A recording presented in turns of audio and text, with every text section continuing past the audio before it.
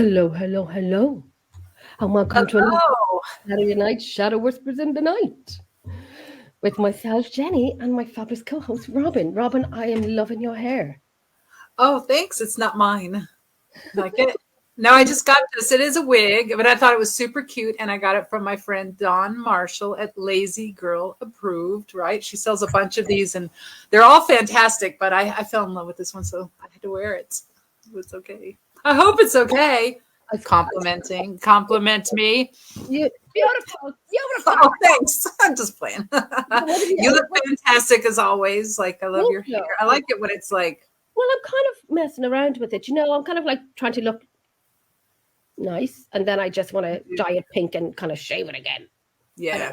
Yes. Still shaved. It's still shaved. I'm kind of trying to work the long, short hair look. I don't know. It says I'm serious and also fun.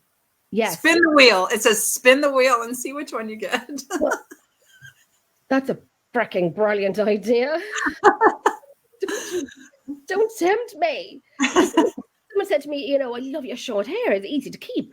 I said, girl, I haven't washed my hair in a few days. I'm not dirty. I just don't have to because my hair is short. That's right. And it's not good. It's not good for you to wash your hair every day, even though I have a hard time stopping myself. I admit that. I do. I'm like, I shouldn't be doing this. And then there I am.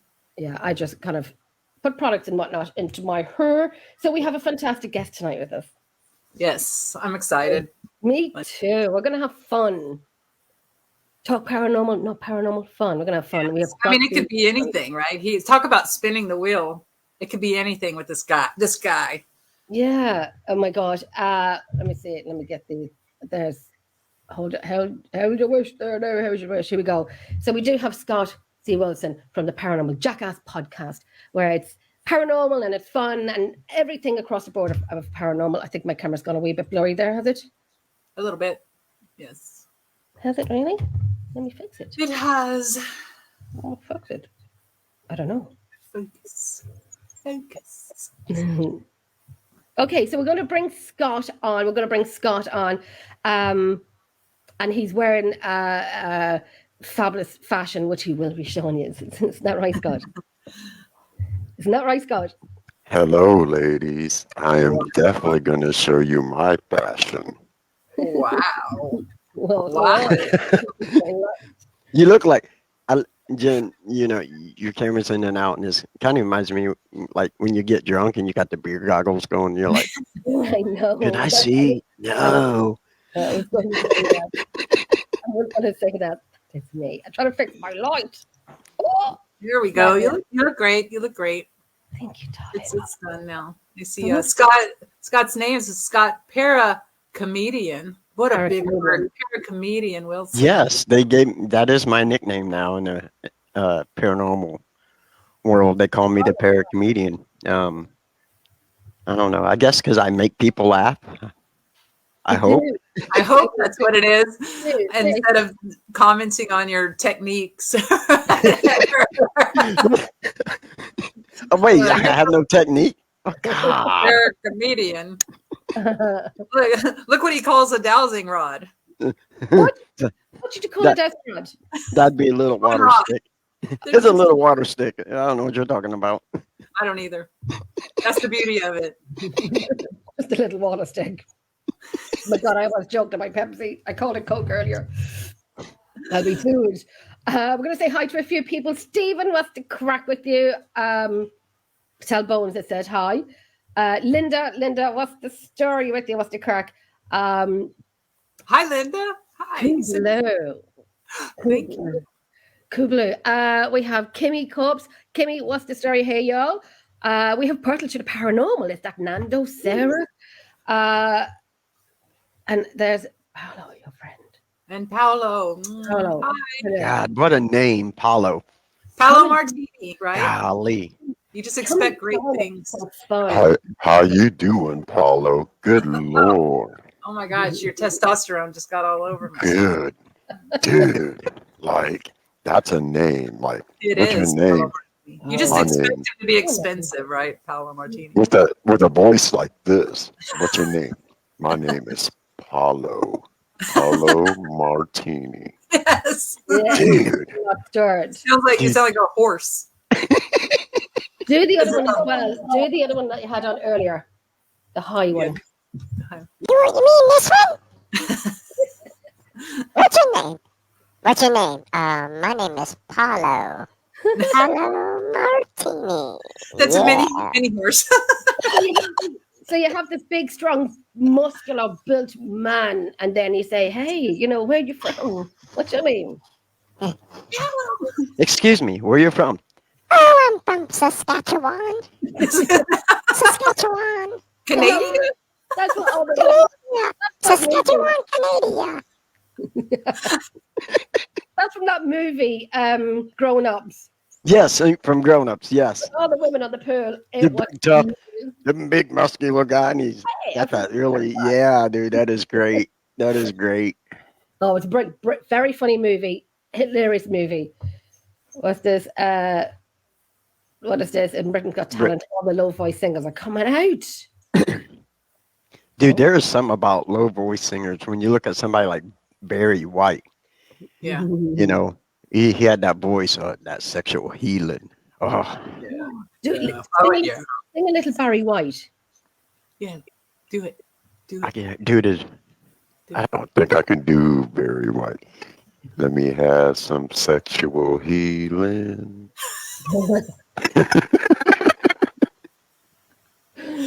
Oh my God. Yeah, that was the witch version. Dude, I'm not made for singing. Oh, you can try. Oh, there's my girl, Miss Chantel. Yeah. You know, karaoke is Japanese for tone deaf. I'm just saying. Oh. I don't think, did we do karaoke when you were here, Chantel? Chantel, she's coming back over to me. Can she sing? Can Chantel sing? I don't know. Did we sing when you were here, Chantel? I think we finished every bottle of wine that we had here in the house. And she blames me because she's saying, Jenny, I haven't drank as much since I come over to Ireland. She said, that's what we're all about now, isn't it? Now, when you go to Ireland, you got to drink. Right? You got to have at least a pint. Yeah, even Guinness. Shepherd's pie and a pint. If you're an infant, you have 1 pint, I guess, and then you have to move on to all the wine. And it's nice Guinness, and you don't know if it was really that nice, so you have to have another one just to check that the first one was nice. Yes. Oh, we drank. Yes, we did. Yes, we did. Yes, we did. We had fights with the cat. We drank. Fights with the cats. Nice. And the cats won. Basically, yes. The cat did win. It's not right, Chantel. We won't talk. We said we'd never talk about that again. Oh, and we did that. You know when you have that flatbread and you drink water? Yes. And you slap it. And we only had David Oman. Oh, tortillas. Yeah, tortillas. That's the one. And we had David Oman on the video watching us saying, what are you done? What are you done? Oh my God. I think we made TikToks out of it. Oh, we love an old TikTok. Oh, that's hilarious. And then she goes, and then we slapped the shit out of each other with a tortilla. That is amazing. My kids have done that, but my kids cheat on shit like that. Yeah. Put their hand behind the tortilla. Huh. Well, no, they do that, and like we did. Have you seen where you tie the bottle of water to a ceiling fan and you put blindfolds on?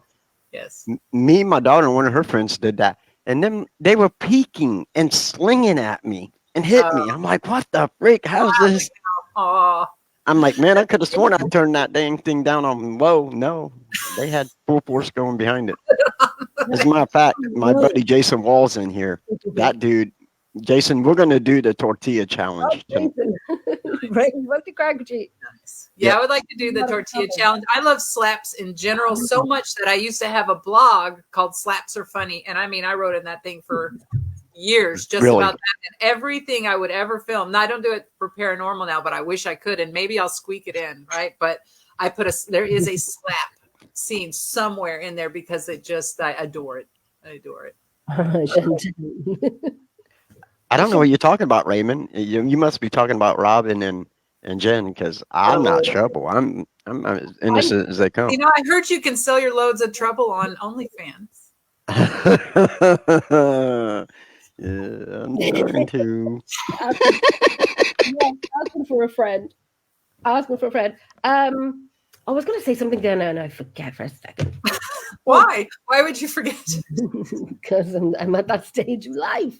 It's just, oh, wait, sorry. I guess you want to swing from chandeliers. Yes, I do. Yes, I do. And dancer pools. Don't forget, I swing from pools too. And Yeah. you're wearing the attire tonight for it. I Show am. your outfit. Yes. Up it Yeah. goes. Up it goes. Up. Oh, That. Oh. I am. we I got have it on. I have my kilt. That's wonderful. We got an arse cheek.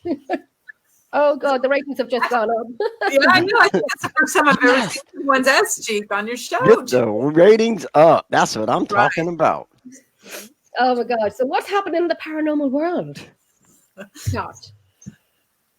Well, I just went on break from the podcast. I just ended season 1, which was absolutely amazing. It was brilliant. Yeah. So it was good. It was fun. It really was. It was better than what I really expected. Because I was really nervous about doing it on my own. Aye. Because just coming up with not just guests, but stuff to talk about. Yeah. And so sometimes you're sitting there and you're interviewing somebody, and all of a sudden you're like, am I doing okay? Am I asking the right questions? Yeah. But because in the podcast, you always seem to be asking the same old questions over and over and over to every guest, and I don't want to do that. Yeah. That's why I want my podcast to be different. I'm gonna talk about everything, anything and everything. Yeah. And some of my guests are like extremely overwhelming to talk to. Robin's one of them because Robin's just so freaking smart. Oh, And she's God. talking about all this metaphysical stuff and this and that, and I'm going, Yeah. And you got to get the questions right, and you have to. Yes. You have to. Yes. Am I a little intimidating sometimes? That would be cool. If I was. so Brain. I like your brain. you got to keep it really, really interesting for people, which with her she really did. And I've had some great people on. And then like my last show Monday, me and my buddy, we played a game. It was called Adder Smash, and it was a trivia game. And we started out with a pillow full of flour, and every time we got a correct answer, we could either add something like ketchup, mustard, Yeah. Oh, my or God, whatever, or so you could smash the other person's face in it. That's And it was amazing. I mean, people were enjoying it, and that's what I wanted it to be like. That's why everybody says, well, so it's a Paranormal Jackass, but it's my podcast, and I talk about whatever I want. It's my show. I was on mute. Right. So we can go back and watch that. If we want to watch it, we can just go to your Yes. Facebook page, or we can go to the Paranormal Jackass page on Facebook, right? It has its own. Facebook, YouTube, absolutely. Yes. Go like it, go watch it, because that sounds hilarious. I tried to get there, so I wanted to see that really bad. Yeah. And so that ended, and so now hopefully you got some investigations coming up. Me and my kids, me and my team, which consists of me and my kids, my oldest boy Matthew, Devin, Aiden, and Jenna, and then I have my buddy Chris Daniel, and we just brought on my buddy Jason Wall. And so I'm looking at a place here called Randolph Asylum, which I've been to. It's extremely amazing place. Old World War II hospital where a lot of people died from TB. So it's maybe a little bit further out, because getting everybody's schedule to mesh together is kind of hard. Because right now a lot of their weekends are taken up. So yeah. we'll see. There is a place called Billy Creek that we're looking at going into hopefully soon. Swine flu. Oh, good Lord. I hope you're okay, Chantel. She had. He's still. The blower swine flu. Yeah. I sent you a voicemail. I don't know if you got it, Chantel. I sent you a voicemail too. You never returned my call. I send her voice every day. She's not answered you once. I'm like, Chantel. Miss Chantel. So, Hey, give me 1 second. My niece is leaving. I'm going to say bye. Hi. Yeah, go for it. Go for it. We shall be sitting here talking away. Talk crap about me, please. Make Okay. it bad too. Make it real bad. Okay. Yeah, Okay. Okay, but we have to Okay. wait for you to leave first.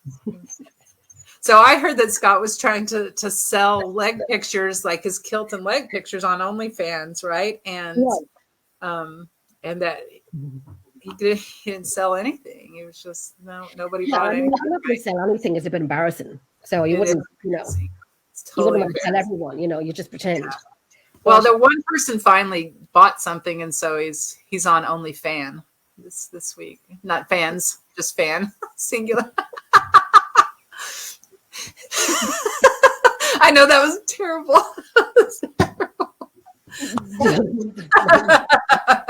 OnlyFan, and it turned out to be his other account. It was him. He probably bought his own pictures just to, you know, have money. You know. Yeah, just to say he's been selling. But it's not really coming in because Show his phone. He can show his phone that it has sales, but then really it's just leg pics. it was all good and nice and quiet. Well, then you guys are fired. So, so my niece came in from Michigan, and I get his message today. She's like, "Hey, you guys home?" I'm like, "Oh yeah," and yeah. So she came pulling up in the drive, and my great nephew Braxton, who's going to be a freshman, comes driving up in the car, and I'm like, "What the frick is that?" I'm like, "There's no way." So yeah. Shadow whispers in the night. What do you think? What? It does. Okay, that's all. That's lovely. I'm on podcast. Scott takes care of his personal 1998 Bravada. Come into us. business. Yeah, I'm pretty sure that the leg and ass cheek thing was clickbait for his OnlyFan account. Listen. I disagree with that comment right there. Okay. Oh, what? Are you on OnlyFans or OnlyFan? Oh, Chantel. No, I'm talking about Chantel's little comment right there. Oh, I very much. You know what? No, that is a tight package. I saw it. thank you. Haha. Haha. See, I wouldn't say it if I hadn't seen it. I am a very active person. Wait a minute. How'd you see? Just now you showed us. Oh, I'm very active. I work sometimes 14 hours a day. And yeah, I work. I have very physical jobs. So I am in. Do you have to work out Love. separately? Do you have to work out to get a little Vespa truck? Please, Chantel. Chantel on fire. Oh, shit. She called it a Vespa trunk. So It's fancy. yeah, it's separately. I work 8 hours at one place, and then I go to another place and work a 6-hour shift. Oh gosh, that's a lot. Linderson, as a member of the front row with Myro, I'd like to know about what your guests find interesting. Like after hearing the paranormal stuff, let's hear about the other life's interest. Oh, okay. All right. Well, it's like Linda says, we have to talk about the paranormal first and then your other interests. So Okay, let's do that. Then. Hi, Kelly, from Australia. Australia, nice. Not Hi, in the Kelly. How you doing? Yeah. That's right. If she's down under, then does that make us Up. there? And you're So- over. Up there. But really, though, what was the first, I'm sure people talk about asking the same questions all the time to guests, but truly, what was your very first thing that ever happened to you that you thought, hey, and how old were you? Like, hey, this isn't normal. Yeah. But it's weird that you asked that, because growing up in the late 70s, through the 80s, we didn't talk about that stuff, and I think the very first experience that I still do not have any explanation is, let me see, I was probably 6 or 7, and we lived in a little two-bedroom house. So me and my sister, Missy, who's 3 years older than I am, we slept in the same bed, and my parents had their bed. And I remember laying there one night, and our bed just started shaking. And I remember getting up, jumping up and running into mom and dad's room, waking them up with my sister and telling them there was something going on in our room, blah, blah, blah. And they did not believe me, either one of us at the same time. So, but I still remember that, like vaguely. I remember that happening. Yeah. So, and I live in Indiana, so earthquakes are not too common here in Indiana. So I'm just saying. So that's probably one of the first things I ever experienced. Wow. But as I got an adult, I gotta give a little backstory. So, I'm a skeptic believer. So I have to see it, hear it, Aye. before anything. 2017 or 2007, when Taps and all them were coming out, Yes. we would sit and watch that. Mm. And one day there was an ad in our local paper that says, hey, looking for anybody. Do you want to be a ghost hunter? If you're interested, email us. I'm like, that ain't gonna happen, And I was talking into doing it, so I sent this group an email. So, and I actually went to an interview with a couple of guys who is now was Bart Berry and my buddy Chris Daniel, who's part of my team now. So Chris Daniel is actually my mentor, Wow. and they ended up bringing me on. And my first experience as a paranormal investigator was we went over to Chris's house, which is known to have good activity. He lived like 200 feet from the cemetery. Okay. And me and my buddy Bart Berry are downstairs in the basement doing an EVP session. And on the other side of the basement there's some stuff over there, and there's one of those old bird cages. It has the bird cage with the hanging. Yeah. That you hang it from. Well, we're sitting there asking questions, and all of a sudden you hear this thing just go bam and just hit this cage. We're like, what the frick? And he looked at me and goes, did you throw something? I said, no, I'm standing right next to you. Did you throw something? He's like, no. And we went over there, and there was this rock, probably about that big, laying right in front of the cage where it had fallen over. So something had picked this up and chucked it. So, and this was also, which I don't do often, very, very seldomly, was also the first time after that incident, I'd ever experimented with a spirit board. Mm. And so, and I was like, yeah, whatever, this thing ain't real, people moving it and whatnot. Yeah. And I remember going back and that night, and I started on my EVPs, and I'm listening, and I get this EVP, and it was you could hear it clear as day. There was a question. I can't remember what the question was, but the answer was, there's something about the board. And I'm like, what the frick? Okay. Rewind it. I'm listening again. I'm like, okay, so I can make out where Cheyenne is. I can make out where the one lady was and Chris. I can hear all the voices, and then you can hear this other voice coming, and it goes, there's something about the board. And I'm like, okay, that's just freaky. That's just creepy. So those two things right there was my very first paranormal experience that coming into the field that I remember, and I still have some of those experiences where I still feel like I'm still, even though I've been in the field almost 15 years. Yeah. Man, every time I get something, I'm like, wow, I mean, because it's just materializing out of thin air. It's there, but right. From where? In some of these places, like, you're like, how can I get this kind of EVP in this kind of place? Because I got a baby's coup. When I was with Bart and Chris, we were in a town called Wabash, Indiana, and we were doing a EVP session at this bar, and I was in the basement, and I got a baby's coup in the basement of this bar. A baby's coup out of nowhere. You're like, wow, like, how is that even freaking possible? So, And did you say you got the baby to coo? no, I got a baby's Oh, you got a coo. baby. I thought On my digital voice recorder, you can hear the baby's coo. I'm like, that's World's and worst there's name. only 3 guys. I mean, I don't know. Maybe he wanted a shot of whiskey with me or something, because he could have asked. I would have Yeah, maybe. that's what we bring. We always bring a little naggin of whiskey with us. We have it in the it's part of the equipment. That's because you're Irish.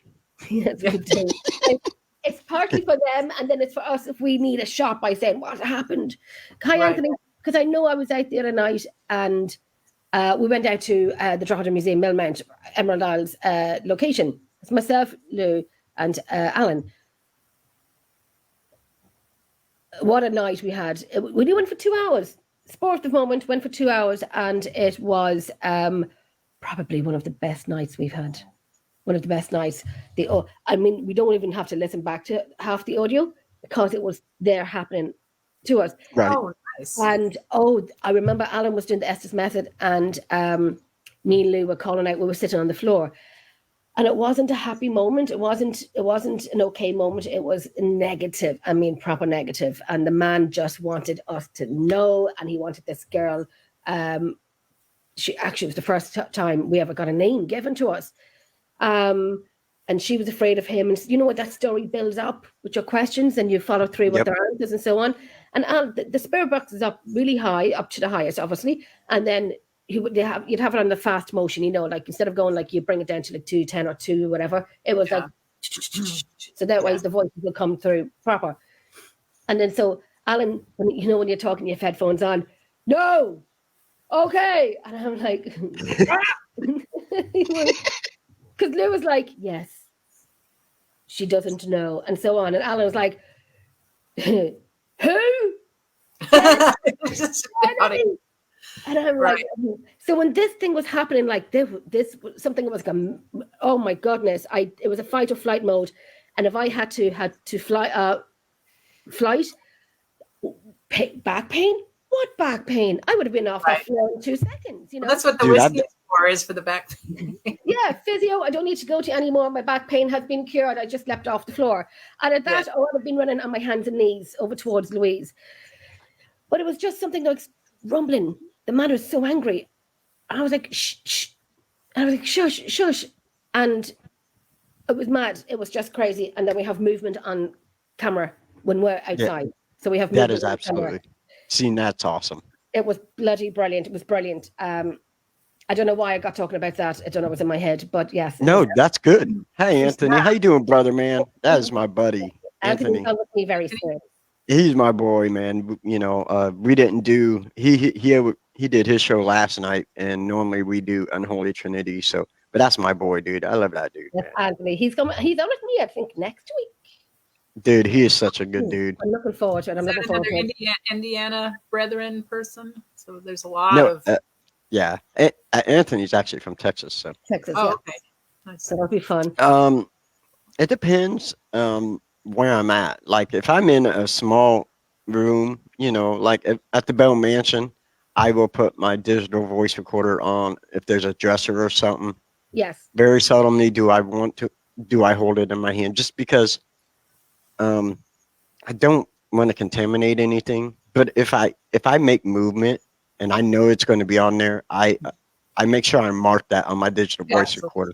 Yeah, you know, because that is that is an important thing. Yeah. So, but you know, most of the time I will put it down on something because yeah, it's well, I mean, that's a huge error. I think that especially, I guess, newer people make. Sometimes you've been in the field for a long time, you also make those mistakes, but a little rub of your finger across the microphone, it's like, what or who? And then actually it was John Griffin brought up that he had a camera or something that every time someone took a picture on his voice recorder, it sounded like someone was going, God, like literally. Yes. And you had to figure out that this was the whatever on the shutter was and so it was that's it. Very confusing. Well, that's it. Sorry, Kelly was saying you should never have it in your hand. Because when you move your finger, say you. My recorders are always. I'm going to buy new recorders. So if I'm holding this and then I'm moving it, and then I will hear. You know. Yes. Because you're holding either a plastic or a metal case, whether it's a tube or a rectangle like that, and then there's sound within. you can really get some false positives. And that's why one of the reasons too, like I like mostly I like the class A's, but sometimes I'll listen a little hard to see what the information is for the other ones. But just the one-offs, those like God or what, it's like, I don't know if that's even real, but anyway. I think just when you were saying, Scott, that you heard a baby coo. Yes. I remember the one with Philip Hudson, and he had put his recorder up. I didn't know I could have something behind me. He put when we did the EVP show, and he heard a baby crying. It was crazy. I think, Robin, you were on the show as well. Yes, yeah. The baby was crying. It was just something else. It was brilliant. Kelly is asking again, also, do you have a camera facing forward on your body and also face behind you? I get sick of everyone saying, oh, I missed it as it was behind me, easy. Oh, so I have a body camera. It's actually brilliant. So one on your front and one on your back. Right. So I have a body camera and a regular camera that I just got. So I'm old school, so I'm still learning to use some of the new school stuff. That's why I have younger kids with me, like my son and stuff. Mm-hmm. So, but I'm still old school, so I have just a normal camera and digital voice recorder. But now I've also incorporated, like I said, I have a body camera. I have light up cat balls, we have the SB7 spirit box. We have, a musical box. So it's all starting to come together. Yeah. But, when you get a lot of that equipment, though, like putting on a harness, putting a camera in front, putting a camera behind, it can get so labor intensive. I'm an equipment person and director of photography. I have so much stuff. Doing that for every person, first of all, super expensive. Yes. If you can, in a perfect world, yay. But, you could have just doing those two things could be $500 just to get that done. Just to have the camera facing forward and behind you, a decent one that actually has IR behind you. Hey, Greg. Anyway. Hello, Greg. And it's time consuming. It's very time consuming. Because when you think about, you get all this equipment, like cameras, and you got to run wires. Okay. Well, it's time to start the investigation, and you're running wire. Well, an hour, 2 hours into your investigation, you're setting up. Well, that's 2 hours you could have been investigating. That's why I'm like, I don't mind having this kind of equipment or that kind of equipment, but I want to investigate. I don't want to spend all this time setting all this crap up, taking it all back down, because at the end of the night, you're tired. Let's face it. You might have a little bit of adrenaline, but you're tired. Okay, I just want to go home. Oh, now I got, an hour, 2 hours of packing everything up, and that's me. And they're always things required. And then it can cause actual problems in a team. Let's talk about little problems in a team. Yeah. Where it was, for instance, like everybody loves to be on the camera and have the CCTVs, but the wires are dirty, they're heavy, they get tangled, and you find, and so they were like, well, you own it, you should be putting it all up and taking it all down. That sort of thing. And for me, then it causes a little bit of problems. You're like, you're just sitting there and you could be helping me, or you can watch me work, that sort of thing. And you got to have the right people and that will help. You got to make sure you all this equipment, and you better make sure every piece is at. Well, that's the one that I got from oh Jesus, this here. Oh, Jennifer's dropping everything. From Jeffrey Codditon. So his paranormal research journal. So you put in the date, the time, who was with you, hot spots, and so on and so on. And the other one is this one here, which is a special edition. And this you put in gear checklist before and after, item and quantity, and it's there. And it's if it comes through, and it's quite brilliant. It keeps 4 pages later. I know it's I used to do something called the Star Notes by Brian Byers back in the I'm going to say the late 90s. Oh, I'm dating myself or whatever, but I absolutely love that. And I find myself literally, I have butcher paper, the wide paper on a long roll, and I will have something that covers an entire door of lists of things. There's so much stuff sometimes. And then one of the main things too, that I know that is when packing up and you are so tired, like Scott was talking about, you're exhausted, is to use that list. Because I was at Wildwood Sanitarium once and I saw Dale Sr., one of the owners or whatever, and he opens this drawer and just out of the corner of my eye, I go, that camera looks just like one of my CCTV cameras in my mind, right? Didn't think another thing about it. And then later we were unpacking and I was like, one of my cameras is missing. And it dawned on me, I had left it there before and they saved it. They didn't know whose it was. They're all marked now, trust me. But like I had forgotten one and didn't know. So what if I was, 400 miles away or something like that? So I was super lucky to get that back. That's, And that's why, like, when we went to Pennhurst back in April, I kept it to the bare minimum. Bare minimum. Yeah. Like, no. Because I don't. There's like 7, 8 buildings. I don't, at the end of the night, I don't want to have to walk through each building, go through each room to make sure I have my equipment. Yeah. I do that though, and sometimes I don't want to, but I do. Like we'll just walk through. But I'll ask before now on the what are we planning on doing? You guys want heavy equipment? You want filming everywhere, or can we just bring our voice recorders and a camera? Can we just do it? That's it. Fast and hard. The guys that I have with me, Lou and Niall, they set up their cameras in each room.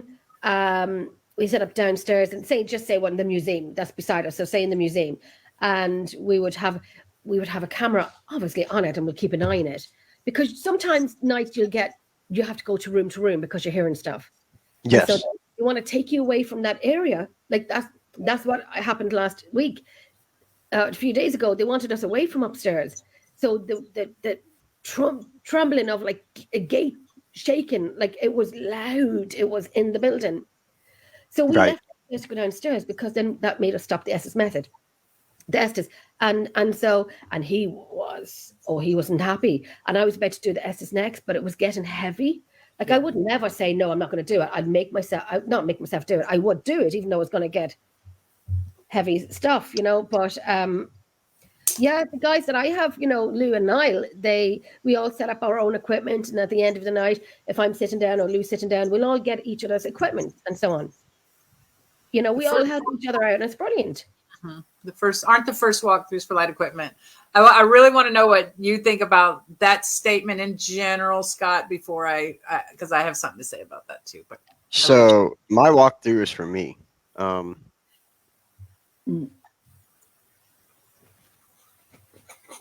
One second. If this computer dies, I'm in deep shit. Oh, okay.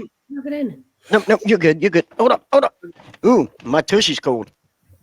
He's doing his first walkthrough under his desk right now. He's heard some strange noises come from his chair, and he's gone to investigate because that's what we do. Yes. So, believe it or not, the only thing I take for my walkthrough is a pad of paper, and I want to know where the hot spots are, and that's it. I don't take equipment. I don't take pictures. And that's just how I am. That's the way I've always done it. That's and I know people like, well, you need to do this, you need to do that. No, actually, I don't, because everybody does their own thing differently. Thank you. That's it. I mean, I can take pictures, but when I'm walking through, I want to look at things. I want to visualize everything, like I used to carry tape. So when there's a hot spot, you can take, black electric tape and you go to a room. Okay, this is where this, they say full body apparitions. Okay, I'm going to put a camera here, put your X there, but that's brilliant. When and that's just, that has always been a good thing to do. Yeah. Sometimes there's so much information, right? In these there's so much information. Location, like you go, okay, I know where there was a room where something happened, but so it's fantastic to go back and find your X, find your piece of tape. Yes, I like that. But as far as Linda's comment about, aren't the the first walkthroughs for light equipment. It really, to me, like my answers too is depends on the location, depends on what you're doing. Like, what is your goal? So you have to know, what's my goal tonight? Like, where am I on the spectrum? Am I just ghost hunting and am I being excited tonight? Or am I looking to, grab hard evidence on camera or whatever? Because a lot of times, I'll tell you, walking through and you're bringing your cameras with you and CCTVs, have that voice recorder rolling, because a lot of times they have comments on that, and you might not necessarily just be doing the first like walkthrough of a building and just trying to find out, get an initial EVP of who's in the room, or is there anything going on in this room. If you go about your business, and you could have other stuff, is my point. It just depends on your goal and the location. That's like Robin, the same. That depends on the location. When, say, we walk into the museum, the recorders go on straight away. Straight away. Alan always has the recorder on. I'll have one in the reception, because I like the reception area. And then, so the recorders are running all the time. Alan's recorder is voice activated.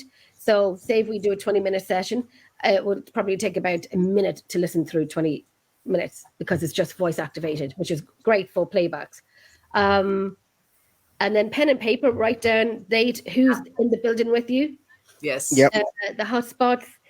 What equipment you've used, what equipment you need to pack up, and it gives you a little paragraph where you can elaborate on your night and so on. So I really like the journal that you're holding up, because then you can definitely compare each time you go to the same location what the expectations are, not necessarily just to keep going back to the hotspots that Scott was talking about, but just to see.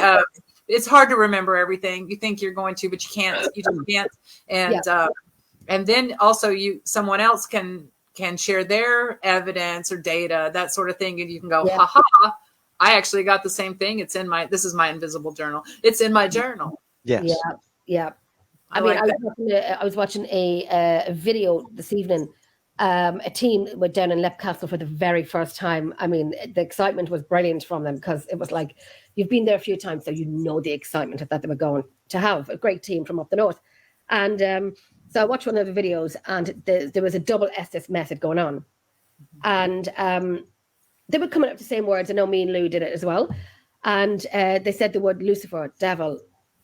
And I had just come and saying, we got devil on the spirit box the last few weeks we were there. And I said, did that say devil? So it was on par. It's the same to what we had gotten a few weeks ago. Right. And it was our first night ever there a few nights ago. So what's exciting about that too is that correlation of that. To me, the excitement is, I think back when I first started doing it, like as Scott says, he's been in the field for like 15 years or so, right? So me too. That being a researcher, and that's more of the researcher. So writing down everything to keep the notes or whatever was a super rare thing, and I feel like the scale is tipping towards more people doing that, becoming real investigators, using forensics even at some point, but keeping those journals and being a researcher, where I think when this field really became popular, like it also of course coincided with the internet and everybody sharing everything. And so a couple of TV shows, but people just wanted the scare, the wow, and I'm thrilled that it's moving closer to that, the data driven type of stuff. There's still the wows. Oh, absolutely. And I can't hear you, Jenny. Sorry, I was blowing my nose and I had... No, and to Louise, I want to... That is the one thing I do, is if I don't take anything on a walkthrough and there's stuff going on, that's just evidence I didn't capture. And I know people are like, oh, well, you didn't get it. Well, as long as I experience it, that's what I'm there for. Okay. Yeah. I've been in this field 15 years. When I first started out, it was all about promoting a team and getting in somewheres to investigate residentials. Okay.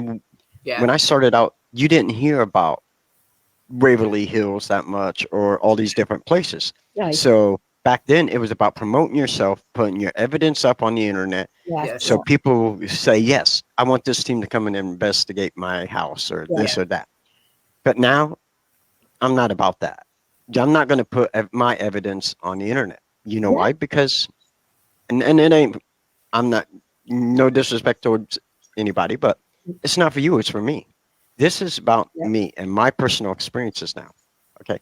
I've already been on that part of promotion, promoting a team, Yeah. a team. Okay, I'm done with that.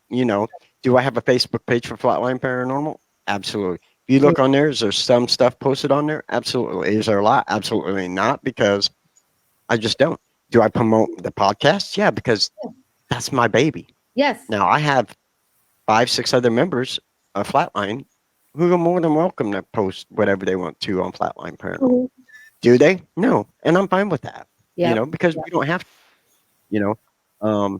For me now, investigating is about me and my personal experiences. I want to have personal experiences. Yeah. It's Absolutely. really awesome that I think is worthy enough to share for people to check out. I'm going to do that. And am I ready for somebody to say, "Oh, well, that's not real, that's not fake"? Absolutely, because I've been through that.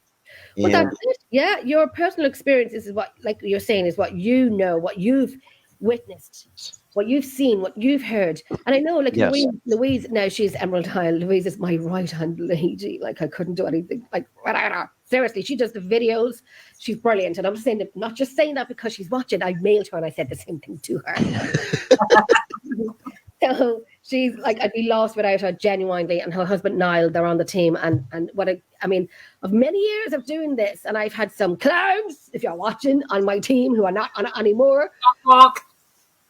That was me. Completely. It was just brilliant to finally have a team that is friends, and we do stuff outside of the team of locations, yes, and it's bloody brilliant. And I know we're going to London in August. We're going over to Russell Edwards. I had him on my Russell Edwards. You interviewed him. I've had, yes, Russell Edwards is freaking amazing. I have his book. It's over there on the table.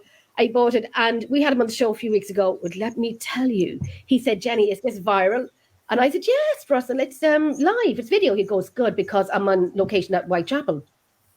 Where are you? That's where all the murders happen. Oh, Yeah, I'm so gave jealous. us a personal tour of all of the several of the actual sites where the bodies were found. And I freaking missed it. Oh my god!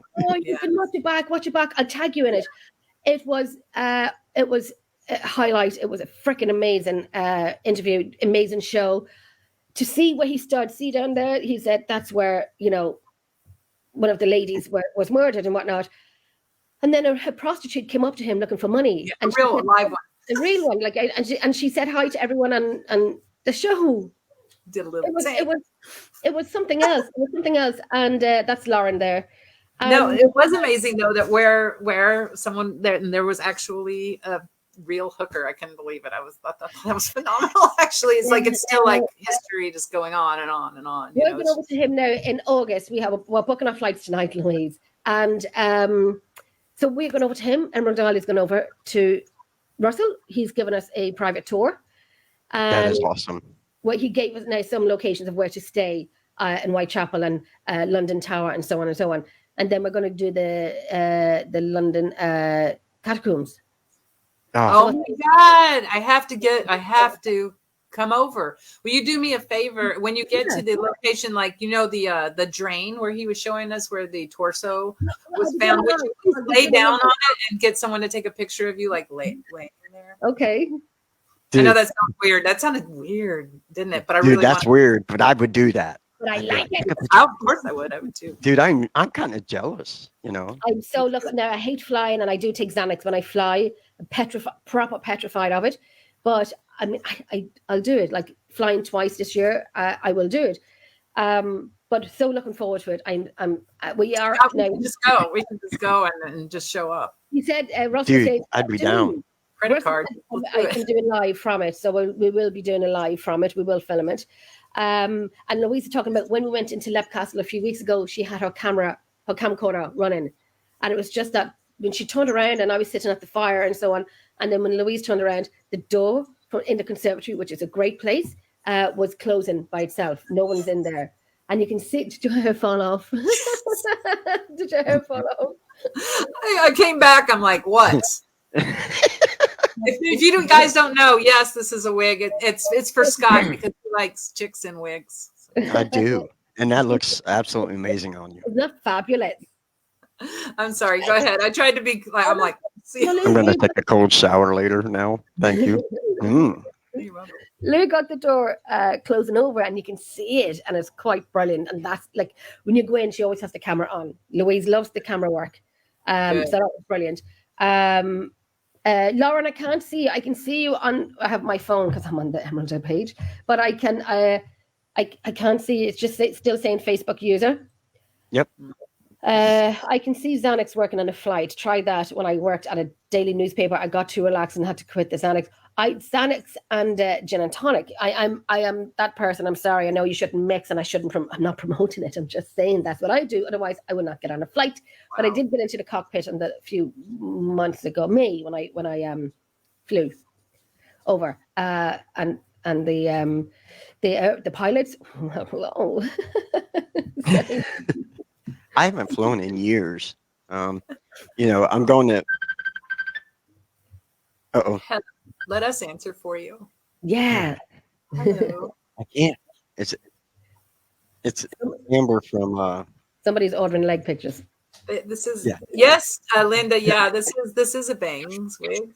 And I'll just say, since I'm talking about it, it's go to Lazy Girl Approved, right, on Facebook or on Instagram, and check out all of her really cool wigs. I should get a free one now. I've promoted her twice on the show. That's my dog there in the background. Laura, I am drawn to the history of religion and the spirits and the question why some stay while others move on. I know some may be trapped, but what about the ones who are not?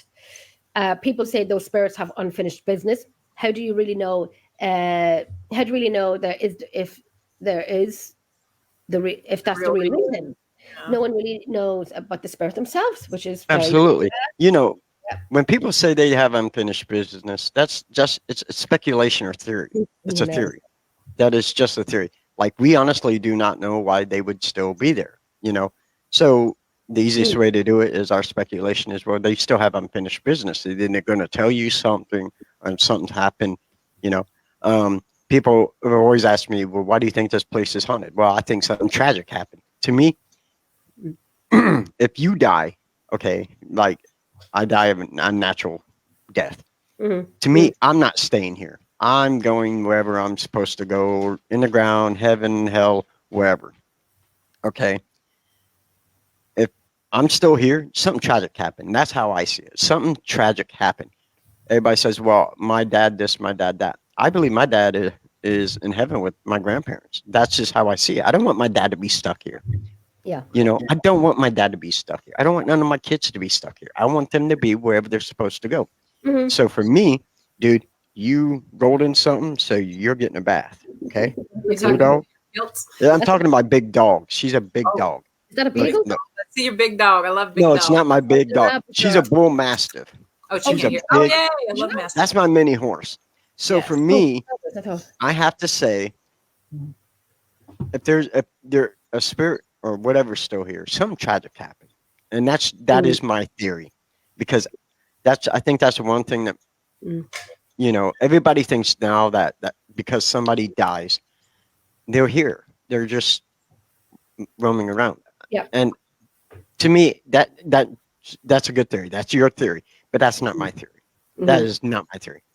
Yep. And I don't want to have that theory. Because like I said, I don't want my dad to be down here. Do I miss him every freaking day? But I want my dad to be in heaven. Peace, yeah. I don't want him to be down here. So it's definitely conjecture. No, I agree, and that's one reason. The main reason why I started a group. Like, I was interested in paranormal and that, but I started a group, and I think it's pretty common knowledge. I've said that after my oldest brother in 1997 was violently murdered, someone said to me, right to my face, and how weird is it that they would do this, but said, he was murdered. His soul's going to be stuck like right where it happened.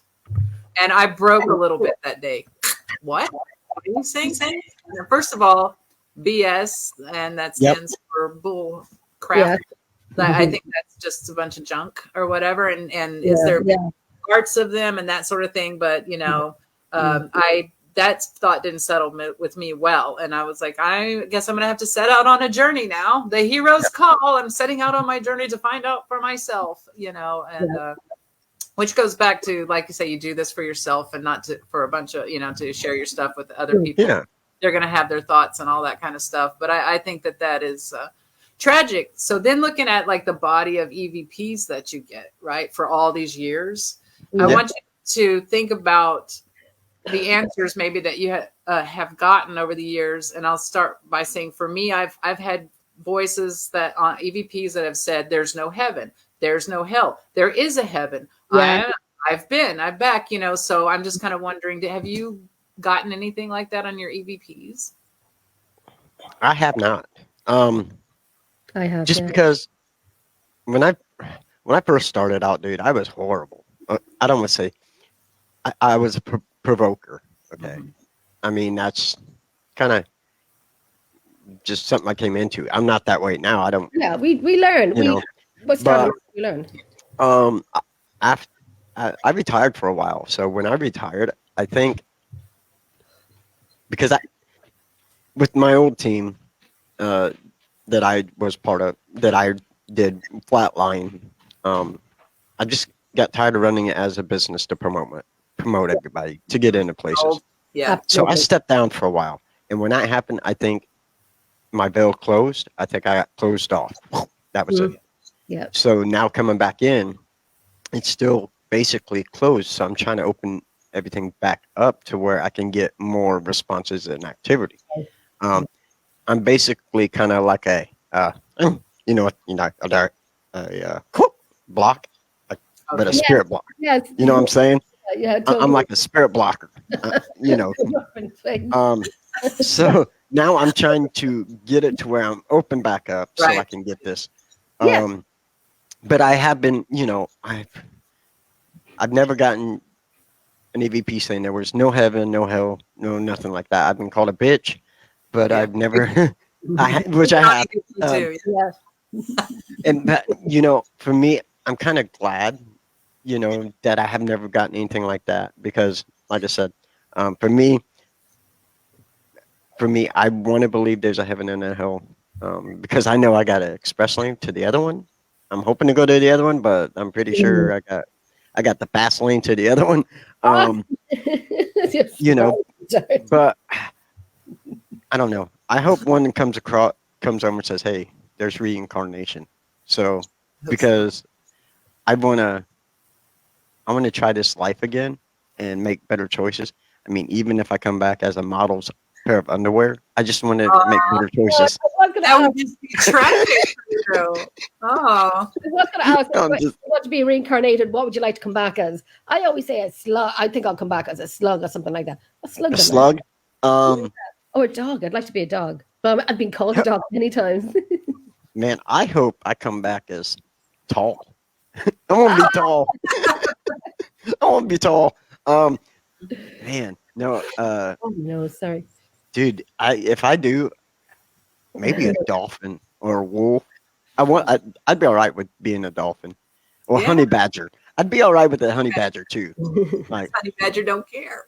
Yeah, and fuck around, find out. You know what I'm saying? Right. Like, that's right. I'm just saying.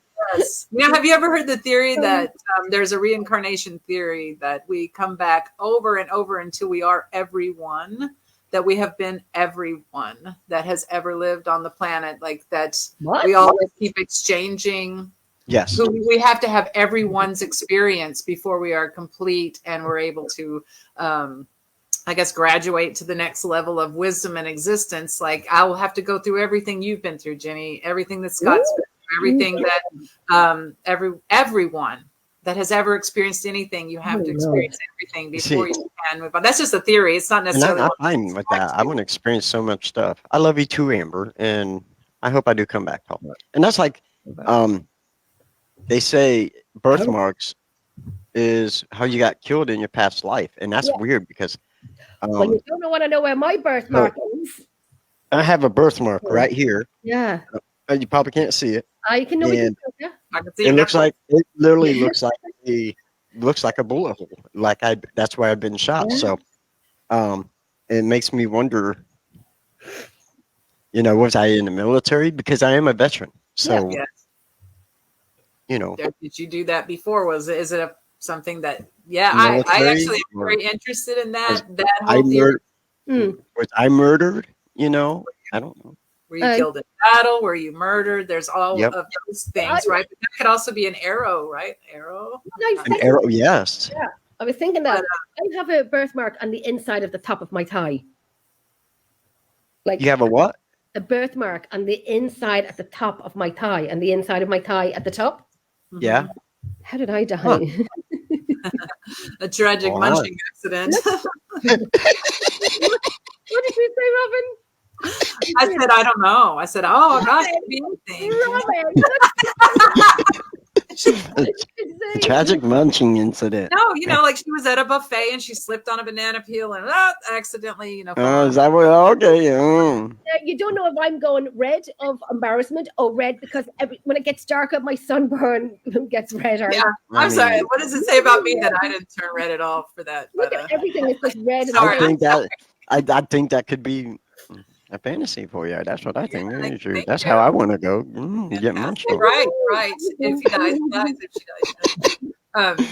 For me, I thought that I was run my last life that I was run over like probably by a horse and carriage. Literally, I mean, I've had a lot of surgeries, a lot of issues, and they literally run up the right side. And if we start like at the hip, like where you're talking about where your birthmark is, if we start there and we just roll right up everything, and coincidentally, my birthmark is on the back of my right leg as well. Like wow, it's a like a wagon wheel. It's like a strip. It's very you can barely see it, but it's like a rectangle that where like maybe I got rolled over. And I swear everything that happens to me, even if it's minor, like even if I break out, it's on the right. Everything is my right side. It's the strangest thing. And I feel like I got hit by a rolled over by a carriage. That is crazy. That is crazy. Like I said, you know, I've never had a dream where I was something in my past life. So I don't know. I used to have these weird dreams, and I know this is going to sound bad, but I felt like I would have these dreams where I was, there was a holy war between heaven and hell, and I was a soldier on the hillside, and that's sad, but yeah, dude. I used to have these dreams. No, to look. Oh shit. That's profound, though. That is. That Here you has go. to affect you. Oh, you're messing with the real demon.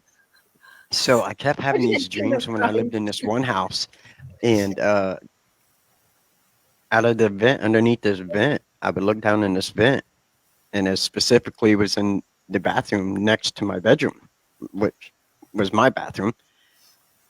And for like the longest time, I would have these dreams, and I would look down in the vent, and there would be the devil or a demon just looking up at me, and I would have them all the time. So that is weird because it makes me wonder, like, you know, is there some within me? Is there's that?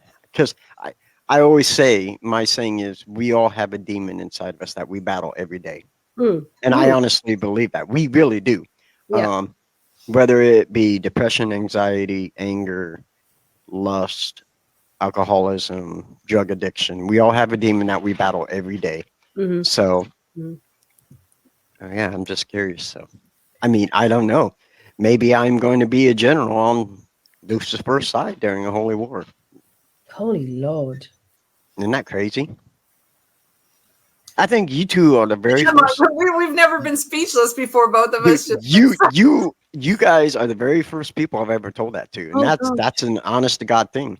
Yeah. Now, you know, if I was making that up, I wouldn't have been so detailed about the bathroom, just so y'all know. So no, but it's just weird because I for the longest time when I lived, because it was on Etna Avenue, 1624 Etna Avenue, Huntington, Indiana was my address. And yeah, for the longest time. When you left that house, did those dreams stop? You know, I don't know, because now I can't hardly ever remember my dreams. Okay. So. And what is it when you have the same reoccurring dreams for years? I always have dreams of tsunamis all the time. Doesn't it make you wonder if that's something that happened to you in your past life, like something you've encountered? Yes. Since I was in my 20s, I've had dreams of And I remember running with my brother up to the very tallest, highest peak for the water to stop. And then I remember standing in my mum's house, and you could see across the main road. You can see across at an old building factory there. Mhm. Oh, Jesus, Lord. That's scary. I got it thinking about that demon, and all of a sudden, Just like we're like, here that she was thinking about the dying from munching. oh, there's that pretty baby. I'm okay. Oh, No, two. I've had recurring dreams too that are quite disturbing, and I'm sure that a psychiatrist would have a fabulous explanation for us. But also, and dreams pretty much that I'm certain are past life dreams as well, and not just. But the reason I asked Scott back to what I was asking about, did the dream stop when you left that location? Because when I was in Austin and I was being, Right. Basically tortured every night, I was having those dreams with the demon in it that was torturing me. I remember. And they stopped when I moved. And I thought that there was also other stuff going on. So I, Right. kind of curious, From what I remember, they did stop. Oh. Like when I lived there, I went through a lot of anger issues. I mean, they were bad, really bad. I ended up actually getting therapy over it, and so yeah, once I moved out, they stopped. But Okay. I'd also turned 21 Mm. at that stage, so during that time, guess what? So the Partying. dream stopped because you're drinking, right? And you're just passing that's out. that's the only thing I can think of. And I ended up, unlike you, who's a certified badass, I actually, when I lived there, I started taking Tang Sudo, so to try to better my mind and my body and whatnot. So me and my buddy Scott Rice would do that, and started on the weekends, and then we kind of got into witchcraft. So it was a good time. Good time. I did it for the money. So Gosh. Robin, saying this is another part of it as well. Sorry about me having my reoccurring dreams of drowning and water and everything. And one of my dreams where I was in my mum's house in my old bedroom, and the tsunami was going to happen, and I get really thick rope tied around my wrist, tied around my husband's ex-husband. I'd untie him now. Sorry, Vink. Sorry, but I was tied. Sorry. Did I say that out loud? Am I mute? bye. But I tied around all of our wrists to keep us together. And I gave it to my sister as well for her husband and her children to keep her together as well. And ever since I've had my first daughter, and she's now 19, I have not ever put my head underneath water. I used to be like a fish where I would do handstands and I would, swim and underwater, no matter what. I have never put my head underneath water since I've had my daughter. You can't pay me to do it. And I remember doing the hell and back, and the first thing was jumping this huge water, and there's a line of car tires, and it was all iced water, and that's the Right. start of hell and back, and you'd have to go underneath the water to get to the other side. And my team was like ahead of me, they were waiting for me. And I said to the guy, I can't go underneath the water. I can't go underneath water. He goes, just put your head through the tire. You think the tire was giving birth to my face.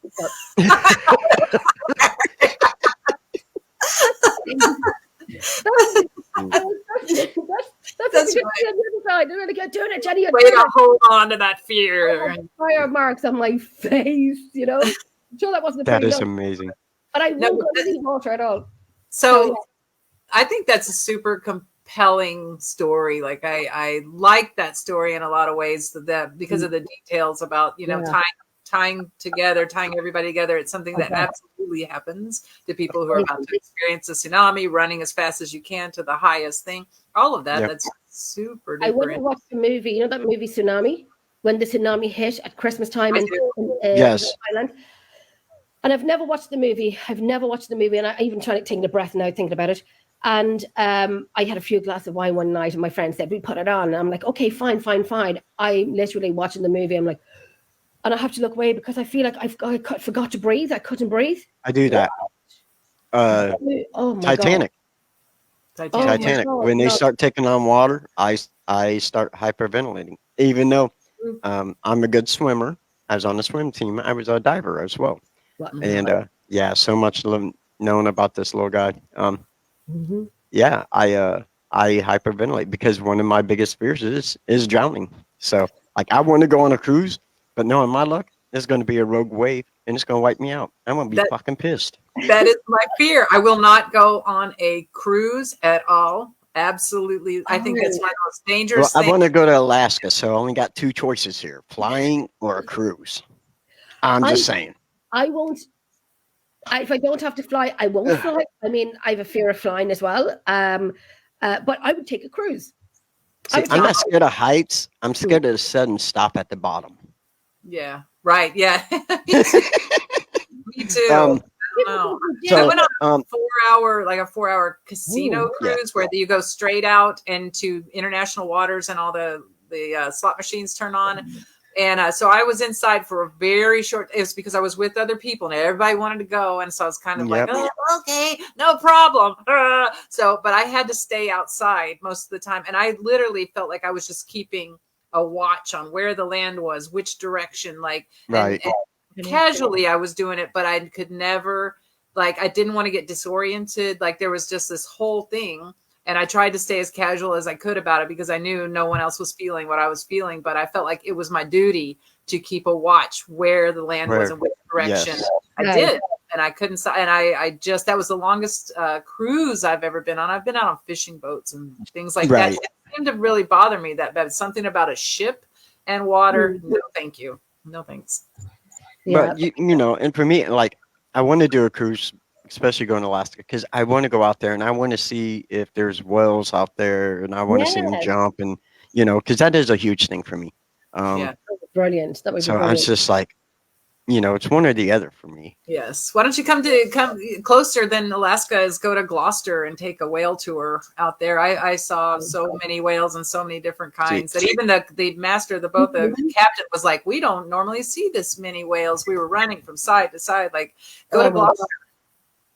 See, I want to swim with dolphins. That is my biggest thing. I want to swim with dolphins. That is like number one on my bucket list before I go. I want to swim in. So number two is to go to Ireland and Scotland. Yes. Oh my gosh, Ireland is amazing. I'm not just saying it because it's my country, but it is definitely an amazing place. Scotland, I love Scotland. So that's the first thing. Two things I really want to do. The third thing I really want to do is Robin. Ooh. Not wig. Oh, Robin. Oh, hi. Hey. Well, we should go. Then we should go see Jenny together. Absolutely, dude. That would be so amazing. Come over. We've so many places to do. It's an amazing place. It is an amazing place. I know we are heading off to Charleville in September the 16th, my birthday weekend. We're going with Gillian, who is here. She's coming up as a Facebook user. I don't know why I'm using Facebook user. Up the spook, so you know it's me. And Gillian, even at the beginning, how he is. It's Gillian. Hey, mommy, I gotta go wee wee. I'll be right back. I gotta go wee wee. Okay. I'm just saying. I want to say it like a little kid. I gotta go wee wee. Okay, don't be like Let's be real quick because I got a kilt on.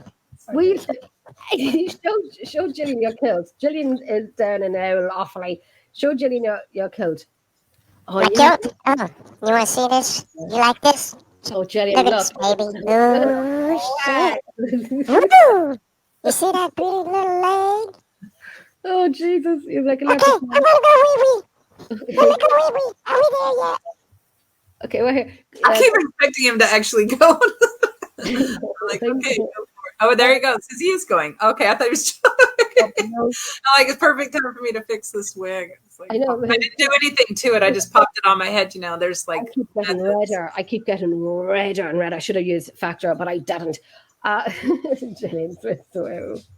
So yeah, and in September, Speak Trip Shows, Gillian Murphy, who's here, is holding a fantastic day. Myself and Lou and Niall Emerald are going down. And it's a day, I think it starts from 11 or 11:30, Gillian, and it goes right through into Charleville Castle to do an investigation with Steve Parsons. Oh, that's You were on with the show with me with Steve Parsons. yes, yep. I know. It's fantastic. Yeah, He yeah. was before the show too. He's Yeah. He's we excuse me, we met him in because I had him on the show a few times, and then I officially met him in last February at the Day of the Unexplained. Oh, fantastic. I have his books. I'm going to take my books with me to sign. So we're going to do an investigation with him in Charleville Castle. nice. Which is an awesome place. Awesome place. I've been in it. I just it's just so funny to like hear you say castle this and castle that, and you know. What are you doing? I'm going to Saturday night. I'm going to a castle. Another And then one. I say, I'm going to go to Wilson Castle, and people go like, "Oh, is it a castle?" It's like, no, it's a mansion. They call it a castle. But you were there. I remember you when you were there. Is that the one where you went into the attic and to the loft? And I was telling you, me being the safety measures first. Tell the guys where you're going because you've never seen the. I don't want to tell them where I'm going because I don't necessarily want them to go. Follow you. Right. You Everybody's got their method and people talking. And I'm just like, thank you, Linda. Well, you had laid in that woven coffin, basket coffin. Yeah. It was I fit, and that was great. If I fits, I sit. You know, and I would love to go to Ireland in September, but I will be in New Orleans at the end of September. Oh, yay!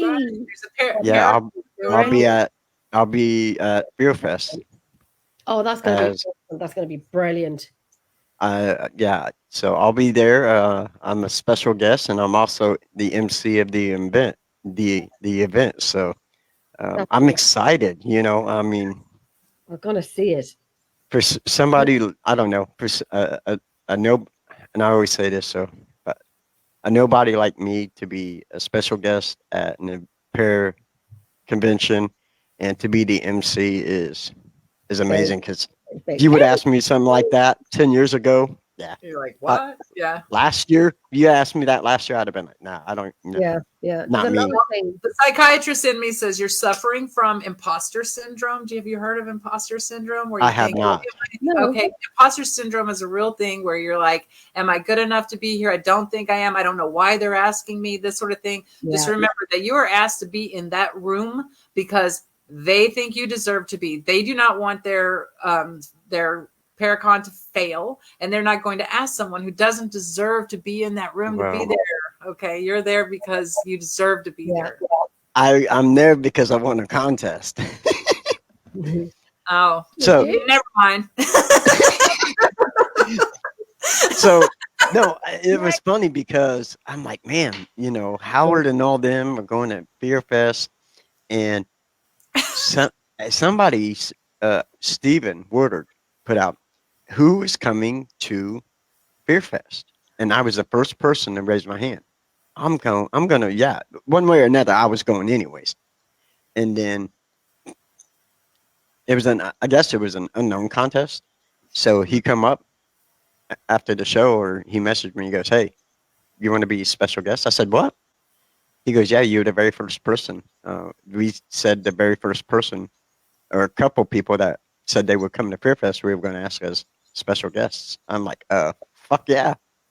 Yeah, but I will be. Highly, you know, they could have behind the scenes, they're not going to say, well, we have to because we said that's what we were going to do. If you would have been like an idiot of some kind, they were not going to say, hey, guess what? Right. They would have just passed on that, but they're like, you know what? We're going to ask Scott. So don't talk yourself into imposter syndrome. I know. They had the choice not to ask you. They did. Thank you, Lauren. You're funny as hell, and you're going to be a fantastic, phenomenal. I sure hope so. Brilliant. And you know, and then wear your kilt for your special things that you're going to do. Actually, I am wearing my kilt. Yay! I will be wearing my kilt. Not this one though. I'm actually wanting to get an all black kilt, so that way, because I like that. I do too. So yeah, Lauren, and I do my too. condolences to you and your family I was on. just going to have this up. Yep. My uncle passed a few days ago suddenly. Yep. Yeah. Oh, I'm sorry to hear So that. sorry, So Lauren. So yep. sorry. Condolences. Absolutely. Right. And she said that Scott, you won the contest because you deserved to be there. And I don't think the Yes. contest was real. There is where is it now that Linda had? Oh, where is it, Linda? Where is it, Linda? Where is it, Linda? Linda. Linda, listen, Linda, listen, Linda, listen. Where is it? I'm looking. No, For but I am thankful that that I was there at the right time at the right place to say yes, I'm going. Bam. yeah. And that they asked me. So now I'm excited. I mean, there's like, yeah. Yeah, if there's any And way I I'm can not get selling down there, myself we short. talked about this. If there's any way I can get down there at that time, I will. I will. And I'm not selling myself short. I mean, I'm going to make people laugh. And Oh, Yeah, well, that's it. People know and love you, and you're like for years watching the shows and being on the shows and so on. It's hilarious, like the stuff you come out with. and Seriously. no, thank you. I never thought being on the 13th dimension would lead up to the point where I'm like, okay, I think I want to be done. And then Howard and Chrissy said, well, come over and do Paranormal Swamp Talk with us and Holy Trinity. Okay. And then Stephen Ward goes, dude, you need to do your own podcast. Nah, I'm good. Dude, you need to do it. For like 2 months, almost every week, he would, dude, you need to do your own. Dude, you need to do your own. And I'm like, fine, I'll do my own.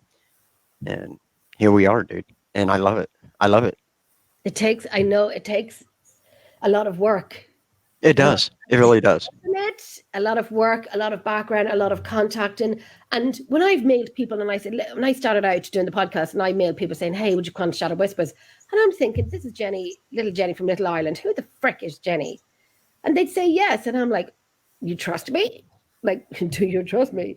Yeah, but see, when you ask somebody in America to be on a podcast for somebody from Ireland, shit, we're gonna be like, yeah, like what? Yes. I'm international. International, and vice versa, like. Yeah. Who's Jenny? Then another guy. His name is Alan, and it was UFO talk or something like that. And he's in New York, and he mailed me saying, "Would you come on a show?" This was last year, and it was 1:30 in the afternoon for me. And I'm like, "How do you know about me? Where did you see me?"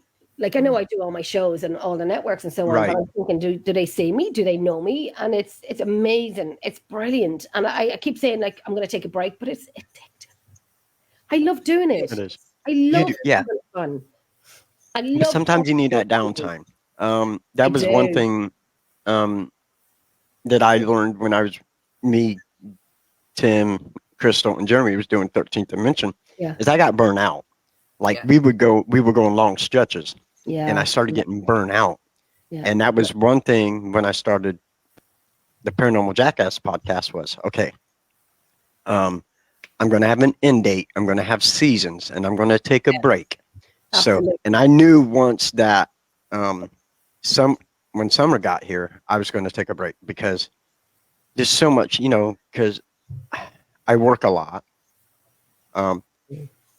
And there's stuff I want to do. I want to ride my motorcycle, Yeah. I want to go camping, Yes. I want to do this And and not that. have I your want mind on your next show, and not have your mind like Yep. always. Yeah, Yes. And that was one of the mistakes when I was with 13th Dimension is what we did was, we started in the fall, went through winter, and here it was spring and summer, and we were still doing podcasts. I missed the interview with Barry Fitzgerald because I was out camping. Oh yeah. He's lovely. He was great to have on the show, like brilliant, and like especially an Irish person interviewing another Irish person, which I love when the Irish come on to the show because it's promoting Yes. Ireland and them as well, Yeah, and you guys can understand each other's weird ass language. Yes. Pug Mahone. Does everyone know Pug Mahone? No. Post Kiss my Malone. ass. Kiss Post my Malone? ass. Pogue Mahone means kiss my ass. Oh, Oh, see, that's what I'm saying. Pogue Mahone. I remember I had one of the guys, Nando, on he was hosting with me one night, and I said, he was always like taking the mickey out of me and whatnot. And I said, listen, so you can open the show tonight in Shadow Whispers and greet the Irish people by saying Pogue Mahone. And like Nando's from the UK, and I greet the Irish people by saying Pogue Mahone. He goes, I don't trust you, Jenny. I don't trust you. Mahone. He goes, What? yeah. He's tough. What do you mean you don't trust me? How dare you? That was my first thought before you said it. Is like, oh no, he shouldn't trust you. I'm thinking, say it. I don't He know. goes, no, what is it? What is it? And I said, no. And then I thought, oh God, maybe don't say that.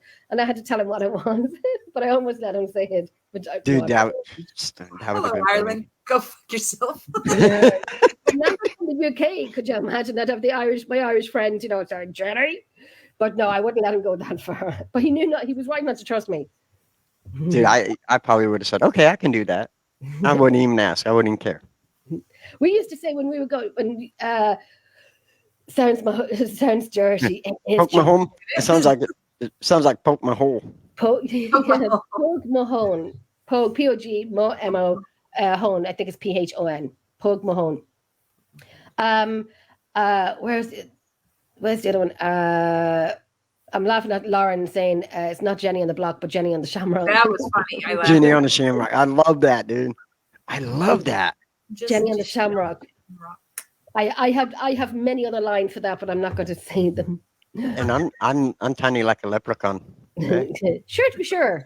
You wanna Sure, get in my pocket. taste my Lucky Charms? Are they fruity? They can be. I'm looking at is that Joshua saying me and Irene have started a new para cooking show that will be Irene from Japan. Yeah. Who is that? Irene from Japan. And, Yeah, no. and Joshua Dixon. Is that Joshua? Just It is. bravo, It is. brother. That is awesome. That's going to be fantastic. When is it starting, Joshua? That'll be great. Yeah, I would watch that. Yeah, because Irene, she's posted some of the stuff she makes. She is an amazing cook.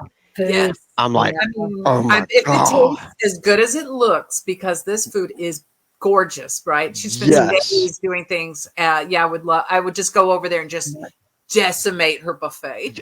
Absolutely, I would. My pina colada. Absolutely. Absolutely is correct. And for a guy, I really can't cook for shit, can I? I don't enjoy cooking. I don't like cooking or cleaning or working. I'm just kidding. I'm a good cook. I don't care what anybody says. Love cooking. I try. I do my best. We're creators to bear with us. That's brilliant. Let us know when your show's coming up, and then we can promote it on all of our pages. Yes, absolutely. Absolutely. Nice. What's next for you, Miss Robin? What are you doing next? What am I doing next? In regards to paranormal, I just have some filming coming up. We've been working really doing a lot of the pre-production work for Beyond the Dimensions Resurrection 2.0. Beyond the Dimensions was the #1 show on Paraflix for a long time until they had an incident, and so they quit that show, and now we have dug it out of the ground with our little fingernails, and now we have it's going to be starring Mike Hatcher, Ashley Moreno, who is on some other shows. Ashley, love Ashley. She's phenomenal, and we have just gotten as the third lead Melody Knapp from Ghost Finders. She's no longer on Ghost Finders, and she is going to be, as far as I know, exclusively with Beyond the Dimensions. And I'm going to be functioning as the director of photography, and we have a co-producer and a second camera person is Candy Howard. Which she is also a bigwig, phenomenal person, and we're from all over. Super excited. So we're in heavy pre-production right now, and we're going to. But exciting. There's still tickets available for something that I'm super excited about going. Whether people buy tickets or not, which they are, that's a 2-night camping trip. You'll have to look it up on the Beyond the Dimensions on Facebook, but it's in July, I believe, and it's 2-night camping outside of the Hinsdale house in Hinsdale, New York. And so, of course, we'll be going in the house a little bit, but we're going to have bonfires. You can swim in the pond, and as I did in my research, that's where they dug up the bodies of the old I guess graveyard where the family that originally had that farmland was burying their Right. family members, and it was they were accidentally dug up when the pond was built in the 60s. So we're going to be swimming in that pond. Help me. And yes, yeah, we're going to have campfires and a lot of some ghost stories and a lot of fun, I'm sure. So there's tickets still available, 1-night or 2-night tickets. Oh, I want to go over for that. Dude, that would be awesome. Because Other I'm stuff. telling you, I would be hiding in that pond, and I would have Jason mask on. I ain't lying, and I'd come up out of that damn pond at y'all. That's right. And then we're like, is that poop? There's poop in the pond. I'd have been like, I'd come up out of that pond, and they're like, man, Jason's a midget. Oh my God. Why is everybody so scared? Seaweed all Right? over You it. can just pick him up and say, no, not today. Listen here, little guy, stop it. So that's what I have going on, and hopefully I'll try to get down in September, to go see Dude, that would be Scott at amazing. Fear Fest. Dude, this is Oh, going I to be wish amazing time. Go over. I Yes, wish I could go over dude, you should. someday. But you're going to be, dude, you'll be tight because you said you're going over to London in August, right? Yes, Dude, 18, that's 19. going to be such an amazing trip. It really I'm is. so looking forward to it. I'm so looking forward to it. It's only an hour flight, Yeah. which is great. There's Louise. Lulu's working tonight. Louise is Emerald Isle. Sounds deadly. She works hard. She works hard. Yeah. She does. She works hard. She's at work tonight as well.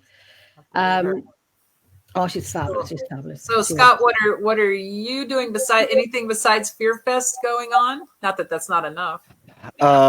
Just work right now. I mean, spending what?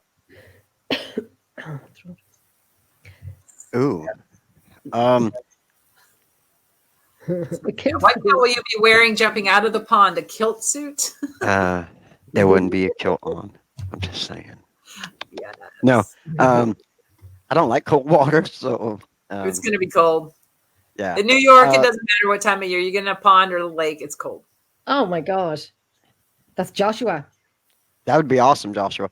Yeah, right now, I'm working, try to spend some time with my family. Me and my wife, April, our wedding anniversary is actually Monday, 19 years. So, Oh, wow. yeah, I know somebody 19 years with me. Holy moly. You guys think I'm crazy. Imagine what she's going through.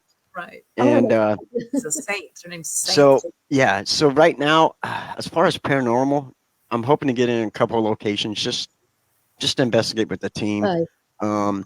But like I said, right now it's just a lot of work trying to get everything ready for the Fear Fest. Because I do have a booth down there, and of course, if I want to sell stuff, you got to make money to buy stuff. Yes. So, Yeah. um, How long is it going to last for? Is it a day or 2 days, a weekend? so it's actually three days. It's That's gonna be September 29th, 30th, and October 1st. But we're going down early because I want to go through Mississippi. So I spent 45 days in Mississippi for Hurricane Katrina. Okay. So, and I have not been back there since Hurricane Katrina. Okay. So I want to go back to a couple places where I was stationed at to see how much it's changed and what it Yeah. looks like. Yeah. And then we're going to scoot over to New Orleans because I want to see New Orleans before, the convention. Because Yeah, not just the inside of a convention center. yeah, because I'm going to be in the convention doing this and that. So, and we want to experience it. I want to see the French Quarter and and stuff like that. So, yeah, and I'm brilliant. I'm trying to talk Howard into getting us on an airboat ride to see alligators and stuff. Because while we're down there, Oh, my youngest boy, Aiden, yeah. his birthday's October 1st, and he'll be 19. So, what better way than to maybe go out on the airboat or do something like that and see some alligators and whatnot? With us. Say what? Aiden was on the show with us. He was. He just graduated high school. So. Yes. Yeah. Really? Oh my God! I know. Yeah, isn't that crazy? That's correct. It is. Jessica's birthday is on the 2nd of October.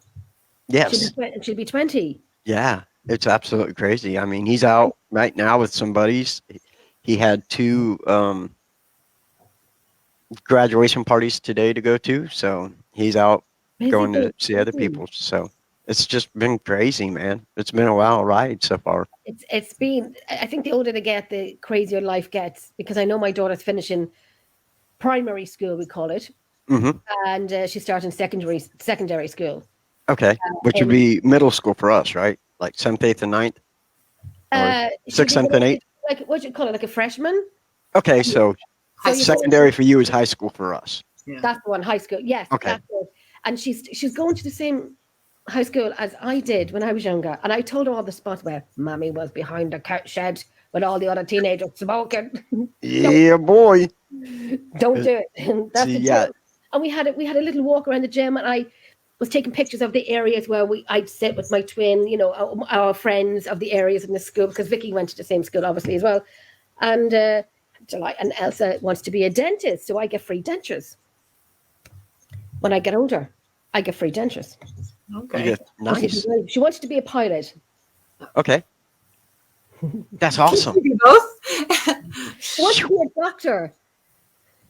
And now Wow. she wants to be a dentist.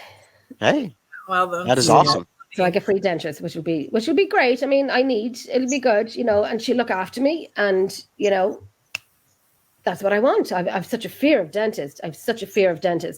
So That's weird that she was going to pick both professions that you're really scared of. You I'm don't scared want to of, apply. right? Yeah, I think she's trying to tell you She's like, something. I don't ever want to see my mom again. I can either be a pilot or a dentist. she'll knock me out, which I want. She'll knock me out, which is I want. And I Yes. don't know in Scotland, because I'd like to get work done and whatnot. I'd like to get a lot of work done. I really would. And I'd like to get Hunu said, so I want her to hurry up and be a dentist so she can Yeah. fix me. Because I have such a fear. I go to a great dentist. Mm-hmm. They're great. They deal with people with fear. Good. I've been there. I do have Yeah. dentures. When Yeah. I was 13, I got 13 years old. I got hit in the mouth with a metal baseball bat, so I did a lot Oh of my nerve damage here. No. See What? this? Yeah. So, Was it an accident? no, it was on purpose, Oh, I'm sorry to hear that. and it was a girl. Thank you. Wow. So, Mm. It Well, wasn't well, the biggest thing was sounds- like I need new ones because Mm. these are kind of chipped and whatnot, and they're really old. So, but I mean, In I have Scotland, a smile. I can smile. Yes, You know? yeah. In You do. Scotland, And what we that's used the to do thing. for the 21st birthdays, they would give them dentures for their Right. birthday. Get rid of this lot. Because I find when I get older, and I went to the dentist and then they do an x-ray, it's like everything's rotation, like, what was it, rotation or whatever, they're just moving. And so Yeah. my bottom canines, you know, I'd walk with dogs. Yeah, they are. They are canines. They are. Yeah, But yeah. you know, Incisors. Yes. but I miss having regular teeth. I ain't gonna lie, because like I used to whistle really well, and now I can't whistle at all. And implants. Oh my God, they're like $50,000. Yes. Yeah. Stupid. No, I'm good. I'm good. I've seen Yep. people and they've gone to Turkey or whatever, and they've gotten their own teeth shaved down, right down to little nubs, and No, have those implants put in. Oh yeah, I watched that. Oh. I watched it on TV, and you that can hurts see me them just all thinking over. about it. I can't stand the thought of that, man. I can No. barely hit a fork to my tooth. I'm like, ugh. But no, I'm talking about the kind they screw in, like there's Yeah. screws, and they're like Yep. permanent. And there's just screws right here. Yep. Right. It's And also it's- really horrific. I'm not a big fan. Like I don't kind of mind going to the dentist, but if they have to do the other stuff, they're always like, "Are you okay?" And I always say I'm fine, but I realize Oh, I have wow. like the death grip on the little arms and stuff like that, and just ugh. So Did you learn? when I was getting the rest of my teeth pulled, Yeah. they gave you this pill called a subconscious sedation, right? Yeah. So you took one the night before, and then, like a half hour or so before the procedure, you take another pill. Yeah. Okay. I woke up in the middle of the procedure going, What the heck? yeah, dude, right in the middle. He's like, you're okay. Well, let me rephrase that. He goes, you're okay, Mr. Wilson. You're okay. You're okay. And next thing I know, I wake up and it's done and over, and I got dentures in my mouth and blood running out of my mouth. Yeah, it was a good time. Oh, I'm glad you're well healed, and it was a long time ago. Yeah, Is it easier it to was. have them? Huh? Is it easier to have them? Because I know when I was younger, It is, but it's not. If you everybody's different. Some people can eat with them. Some people cannot. I cannot eat with my dentures only because I have to feel my food. When I eat something, I have to feel it. You know, to me, I can't feel biting something. Right. Yeah. You know, it's almost like you can hurt yourself in a way if you can't. Yes, feel it really is. Totally, And people yeah. were like, "Well, what can you eat?" I can almost eat damn near anything. I can eat steak. Mhm. I can't eat all apples, but I can eat like Macintosh apples Yeah. and stuff like that. Yeah. Will you see me eat without them? Mm. Probably not. I mean, I'm very shy about that. So when we go out to eat, I'll kind of like take, and I'll be like this, and I'll eat, and then I'll put them back in. You know, some people that don't bother. It does bother me. So that's why when I'm hoping when I get new ones, I can keep them in and learn to eat with them in. Yeah. But yeah. Gosh. I mean, I would like to get them all mine done and changed and whatnot. I'm sick of the pain. Any pain that I have, and I'm sick of having to go on and petrified. No, I've been there. Just want it all done. I want, those exercise things, the muscle things, you have to push them in and out. Yeah. I got hit in the face one year. I won't tell you what we were doing. We were beat we call it knacker. We call it. Oh no, I shouldn't say it. No, we call it knacker drinking. And I know the Irish people will know this. We were called knacker drinking. Not of the right age to go to a pub.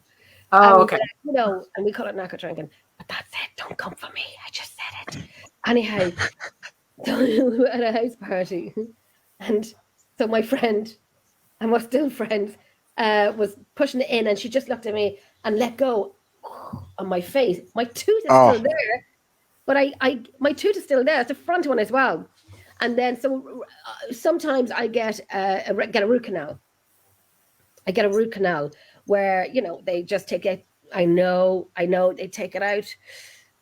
But when I got the first one done, I almost fell asleep. He goes, "You okay? Painful? Blah blah blah." I said, "I've just had a baby. This is a brace." Just kind of like I'm okay with. And then I got another one done in Balbriggan, which is just near Dublin. So I know we're talking dentist stuff now. If anybody does like dentists, but so they take out they bleach it. Basically, they bleach it. So they put a little hole in it, scrape out whatever they need to scrape out, bleach it, put a temporary filling in, and then go back 2 weeks later, re-bleach it, and then put another filling in. I know everyone's thinking like, Jennifer, shut the frick up. You're talking about dentists. But anyhow, I feel like I'm going through the experience with you. I'm like, oh. It's funny. I know, but no. Anyhow, apart from that, let's not talk about dentists anymore. We'll come back to the whiskey that you carry everywhere, right? Yeah. Okay, so one more dentist thing is like my brother that used to live with me. He would have me pull his teeth for him, and he did get dentures eventually, and some of them were loose. And I did lots of things for him. Like I'm a surgery person. If we're ever out and something happens to you, I can stop your bleeding, sew you up. I'll remove shrapnel from you. I can do all that stuff. So I pulled his teeth right in the room, right over there in the other room.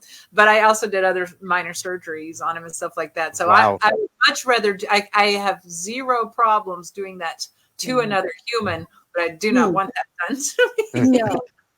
No, a lot of stuff I want done to me, but that sounds really. Which I can't do surgery. I mean, I probably could try. You might not live, but I'll try. But I can do CPR and first aid and whatnot. So learn it. It should be mandatory in schools I think it should be mandatory in schools, and they don't do it. And I tell you, if they did do it, I'd be making my children do it. It's sign language, ISL. Which is Irish Sign Language. My twin, her daughter, my niece, I just love the bones off her. And she's deaf. She has the cochlear in. Oh, she's amazing. She's like a model. What's the sign for Pose Mahone? Oh, Pogue Mahone. Oh, gosh. What's the sign for Pogue Mahone? She has. I don't know what the proper sign is. But I can ask. They're so fair. There's going to be one. There is one. Yeah, I agree. Sign language, and also they should teach financial responsibility. Yes, absolutely. Yeah. Yeah, and maybe some social skills. So And how to do taxes. Taxes, Yeah. financial responsibility, and sign language. CPR. Even basic things. Yeah. This Sophie. Sophie, are you out tonight? Was that last night at your hen night? First aid, CPR. That should also be Hi, Louise. part of health class instead of telling you, like when what CPR happens when you get an alive. erection or you get your period. They should also be telling you how to stop bleeding and how to do mouth to mouth or compressions properly. All that. I agree on that totally. I'm on it. Hey, Louise. Oh, I have a video from Louise. Louise, just joining. Well, congratulations, you came at the right time. We finished all the paranormal talk. We're talking about dentistry. We're talking about dentists and whatnot. You've had your hen do tonight. Are you still out or are you home? Are you still out at home? I used to clean operation rooms after surgeries. I am certified in infant, child, and adult CPO. Yes. And defibrillator. I said defibrillator. I have not been drinking. It's a defibrillator. Defibrillator. When I worked at a school, I was at Texas School for the Blind, and we did that training constantly, or whatever. So I'm up on it, and I have actually done Heimlich and saved someone. I've had to do CPR and save someone. One was my staff co-worker, and then also a student. I've done that twice with students, but the coworker was really scary because she was choking on a piece of meat. Right? Stuck. Right. But the problem was not so much like okay, so you can do Heimlich, but she had that body type that was like the petite, solid muscle person. Do you know the solid? And it's just the way her genetics were, not necessarily that she worked out. And trying to do the Heimlich on like a telephone pole. That's what it felt like. I could not barely move her abdomen. It was really scary. Wow. She lived. That's what. See, that was the opposite with my sister. My sister is Sophie. obese, and that happened to her last year. And my cousin tried to give her the Heimlich maneuver and couldn't get her arms. They found a guy who was quite tall and whatnot to where he could get around.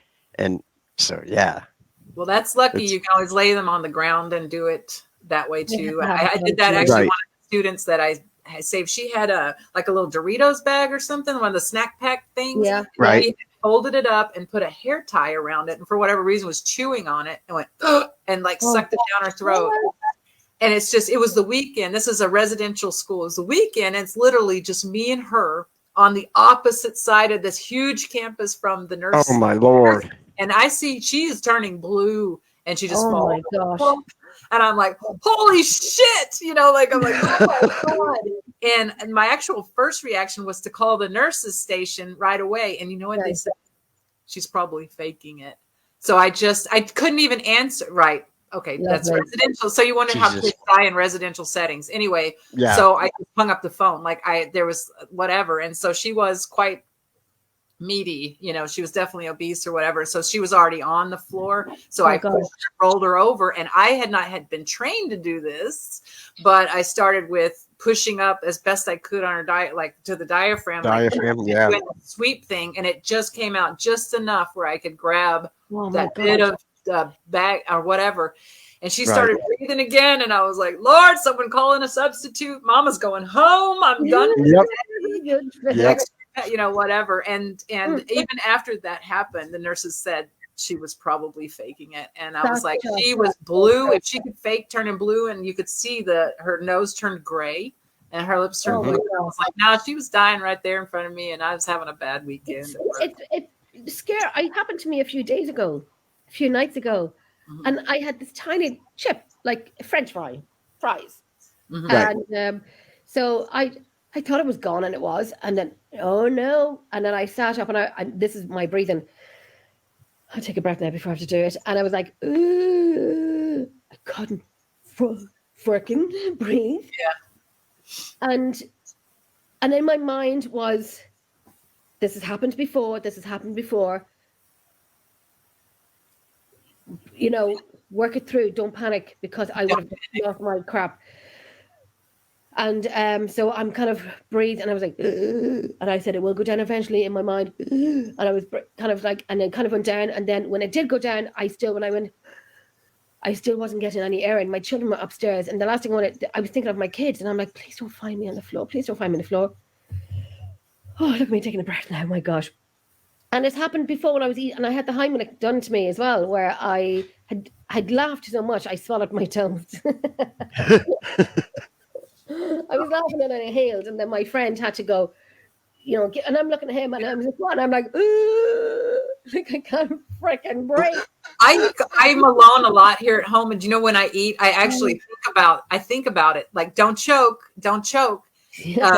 Yes. So I had a lot of weight on me at one point, and I was sitting in Temple, Texas, in the parking lot. I was driving a long distance to Temple, Texas, in the parking lot eating Taco Bell, and I started choking. And you wonder what people's last thoughts are. And I was like, what I was thinking was, you cannot be fat and die in a Taco Bell parking lot. This is not happening.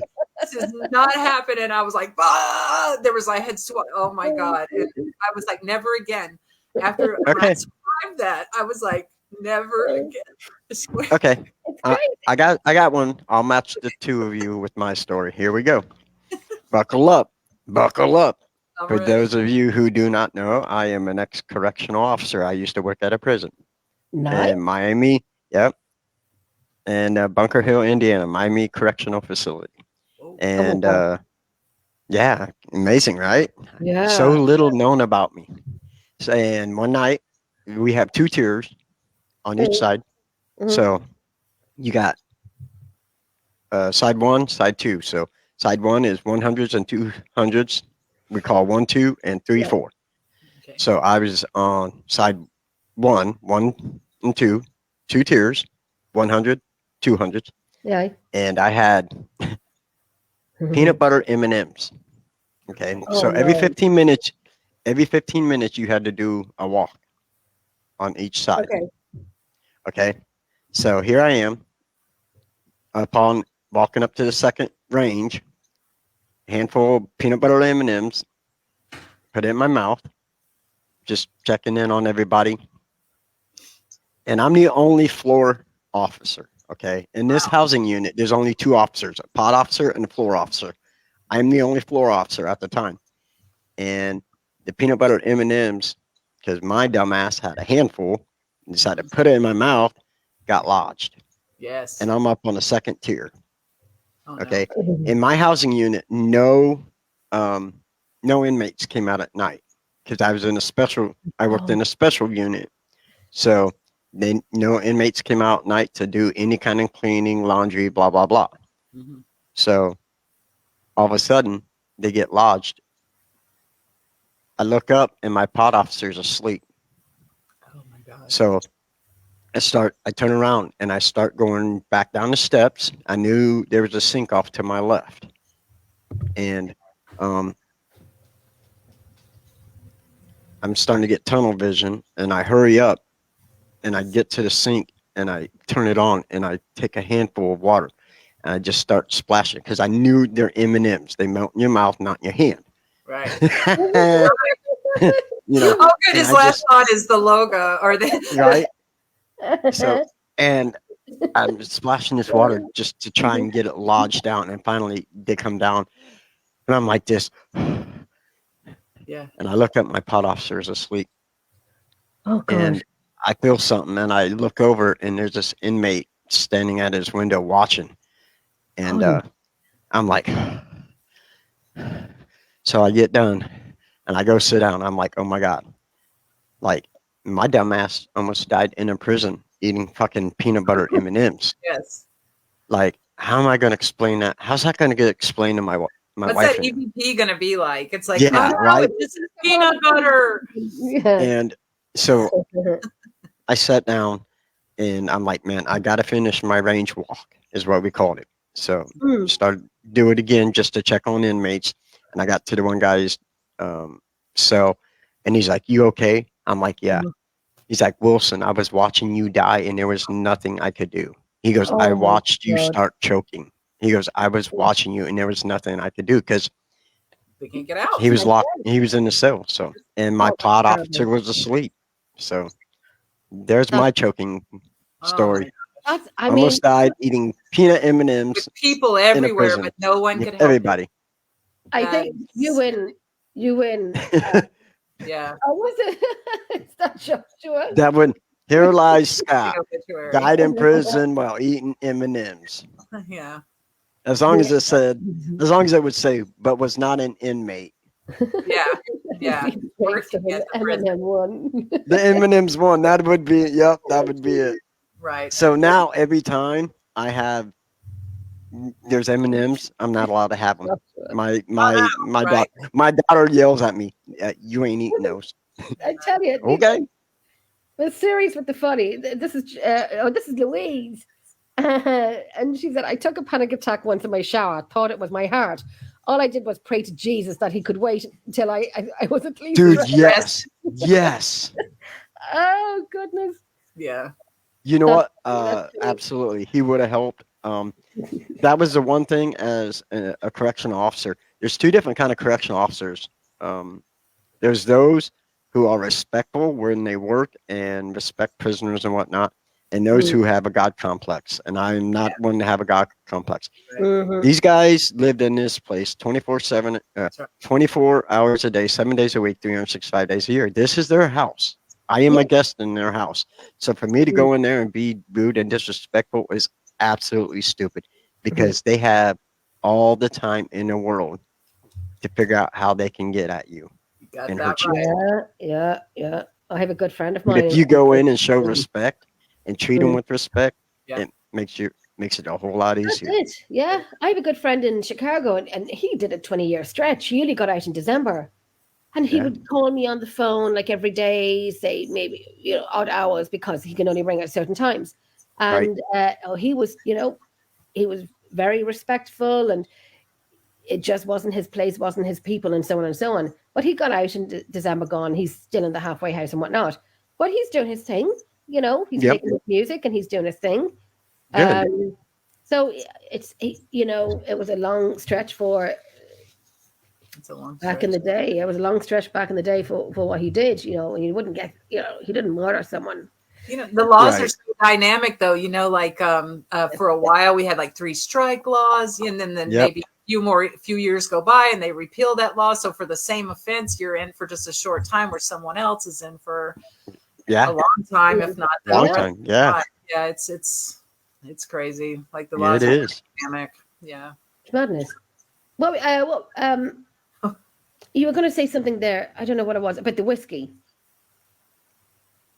The whiskey. Oh, the whiskey. Oh, I was bringing it back to the whiskey. Yeah. I forgot what it was, but it's something about you're going to go and have some of that. We took it for the men in the museum. Yeah. And then- Well, Ooh. yeah, to offer them shots or something because a little, Yeah, would you like a dram or whatever, that sort of Yeah, thing. we were Make 'em feel saying, I asked them, did they want to have a game of cards? The men in the kitchen of the museum, and I was saying, do you want to play a game of cards? And we were doing it live, and I find most of our lives, and it's only happening in this year, you're getting a lot of answers through your live. You don't hear it at the time Good. when you watch, but when you watch it back, and I'll send it on. I will send it on to you. But I'm asking, do you want a game of cards? I'm going to ask you one more time. Do you want to have a game of cards? And then you hear a man saying yes so clearly, only on the Good. back and watching the live. We get a lot of voices coming through. So then we said, right, we brought the cards. I bought some whiskey, poured them a glass. So we put the whiskey back into the bottle. It's only small bottles, but we take it out round with us for offerings. We brought roses into the museum a few nights ago, and they were touched. We have the video. Louise is going to download it and get the right. Do the normal speed and then do it the faster speed that you can actually, because the normal speed is like it's a little bit, but you do see it move and the roses. So to speed it up, you'll see them moving. We are outside at this stage. We're outside. I will, Lauren. I'll look at that later on tonight. I will definitely look at that later on tonight. I hope it's the one that I think it is, Lauren. Because I seen one of the Typhoon, and the truck is sitting there, and I don't know if that's the hotel in the back room, and all of a sudden you can see the hood to this truck take off. Yeah, it is. And I seen that during the week and I didn't know. Is it like a tornado action? The typhoon? It's I mean, is from a it- typhoon, yeah. And Okay. then you can see the truck just go pump, pump, pump, pump. I Just didn't know that was completely. your son, Lauren. Yeah, I seen it a few days ago, and I'm like, oh, I think Nick shared it. Nick Muley shared it, and I seen it. Yeah. I didn't know that was your son, Lauren. How is he doing? Is he all right? Oh my gosh, Oh my gosh. That yeah. is crazy. Well, I'm glad that Jenny, that's Robin. Robin Oh, must have. and then, Robin when did you it. had the guy Robin, right? The Robin on your. I was watching you on the other show, That's nice. and Yeah. I was looking at my phone and watching the show at the same time, and somebody said Robin, blah blah blah, and I was like, what? And I thought, how can they see me? How can they see me? Just for that split second, I was like, oh shit, and then I was like, oh yeah, that's right. And then Robin on there. Yeah, another Robin now. He's another an Irish Bootley, which is boy. And I wanted to answer Oh, yeah. Lauren real quick earlier. She said something about knowing New York well. I live south of Saratoga Springs, so I'm in that area. So.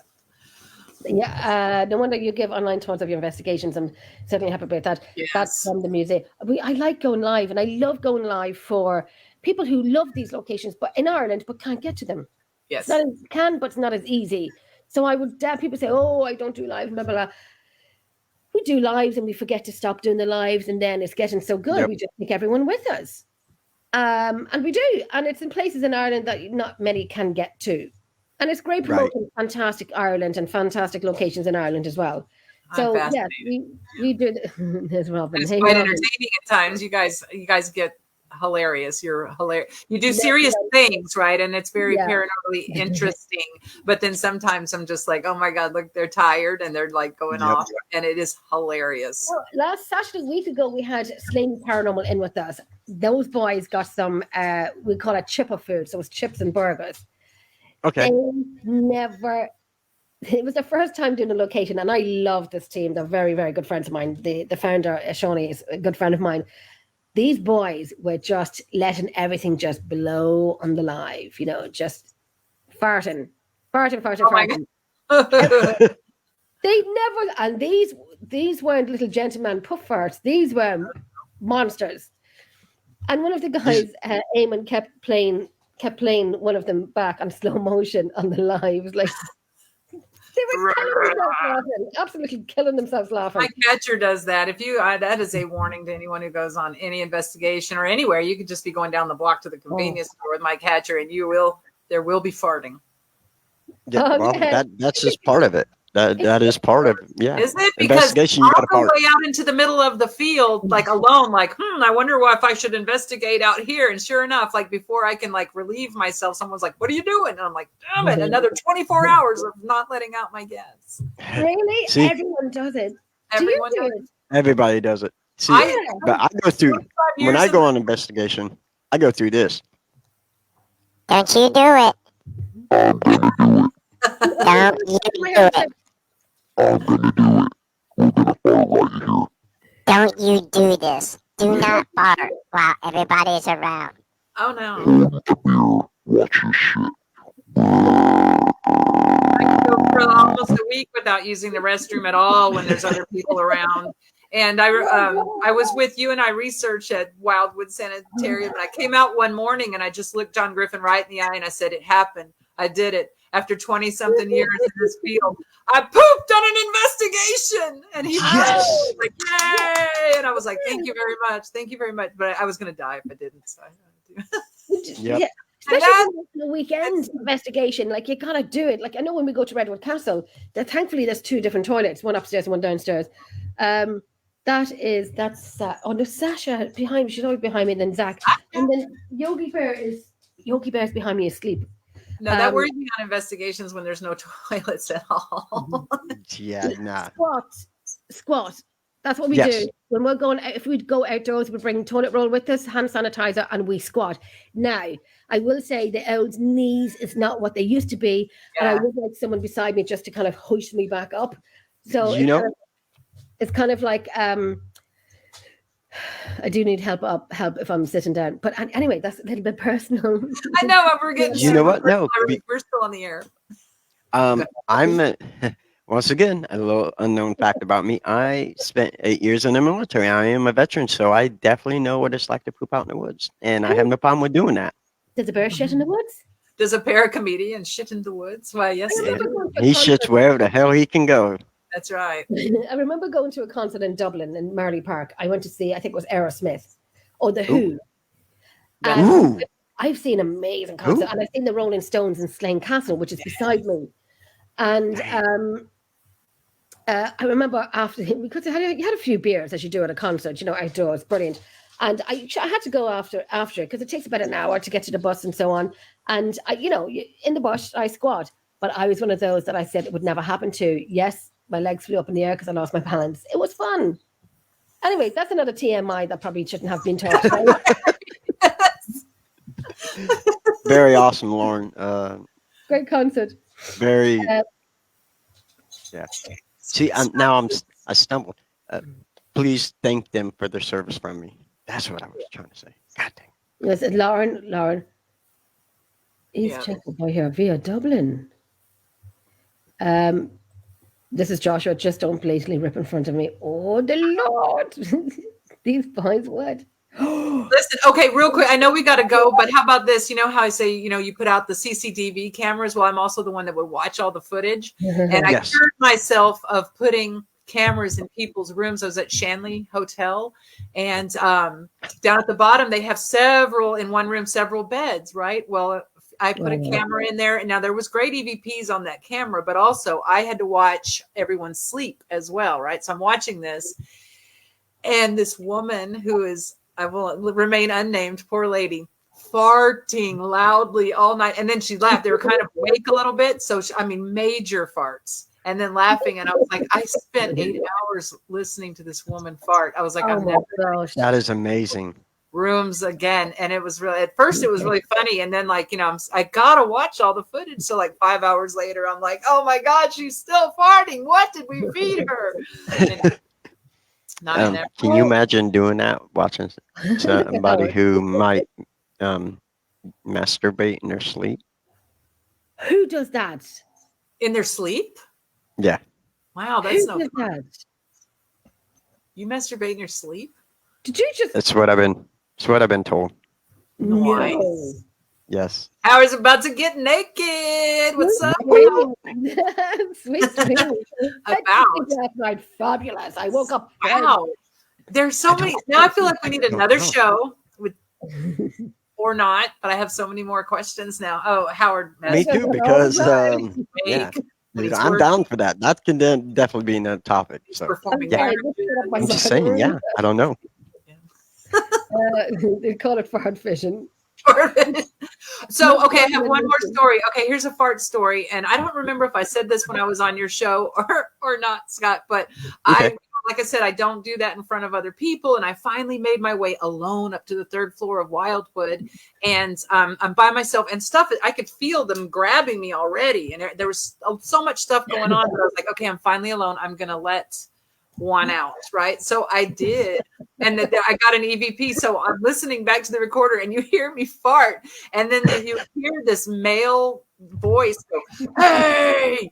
And here's me alone, and I fart, and then I go, "God damn!" I said something like that.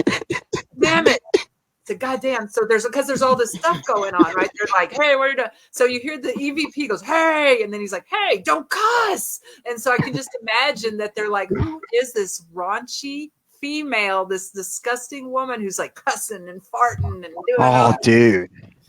We don't fart. We don't fart. So that's one of those that doesn't go up on the website. Yeah, women don't fart. You guys toot. We toot. Toot. Oh, I was like, thermal flare camera when someone farts. Yes. So you just wonder, what can they hear? Can they hear us speaking? They can hear more than that. Huh? You know that too. Yeah. Yes. They know what's going on. Let her rip, Joshua. Let her rip. Let her rip. Robin is hysterical. She is. Yeah, everyone farts and I'm proud of it. Yay. I mean, I'm coming into my own. I mean, there's other things I'm just now comfortable with. Like I can say, no, this is my space and I'm going to fart in it. Oh, yeah. Therapy. That's what therapy does for you. Oh, there was a time we were in the museum and Alan farted. And I have one of my recorders running. And I was saying to the guys, because we were having food, and I was saying to the guys, I said, I got Alan farting, you know. Well, we listened back to the fart, and it was on, we had it on the speaker, and it sounded like, I don't know if I can find it somewhere, but it sounded like the Addams Family. Right. And then all of us, Aidan said it was, and Aidan and Niall said it sounded like the Addams Family. So then when we had it on loop, and all of us, dude, that is amazing. oh, it was just brilliant. It was so funny. What's this now, Howard? A fart is just a way your butthole is telling you to get ready for something. Or it's just, get ready for something special. or it's just talking shit. Just talking shit. Oh my goodness. Okay. Good morning. Trust me, I'm a specialist. He's what's Howard the Tootmeister no, extraordinary. not the demon. They used to call him the aquatic entity. Aquatic.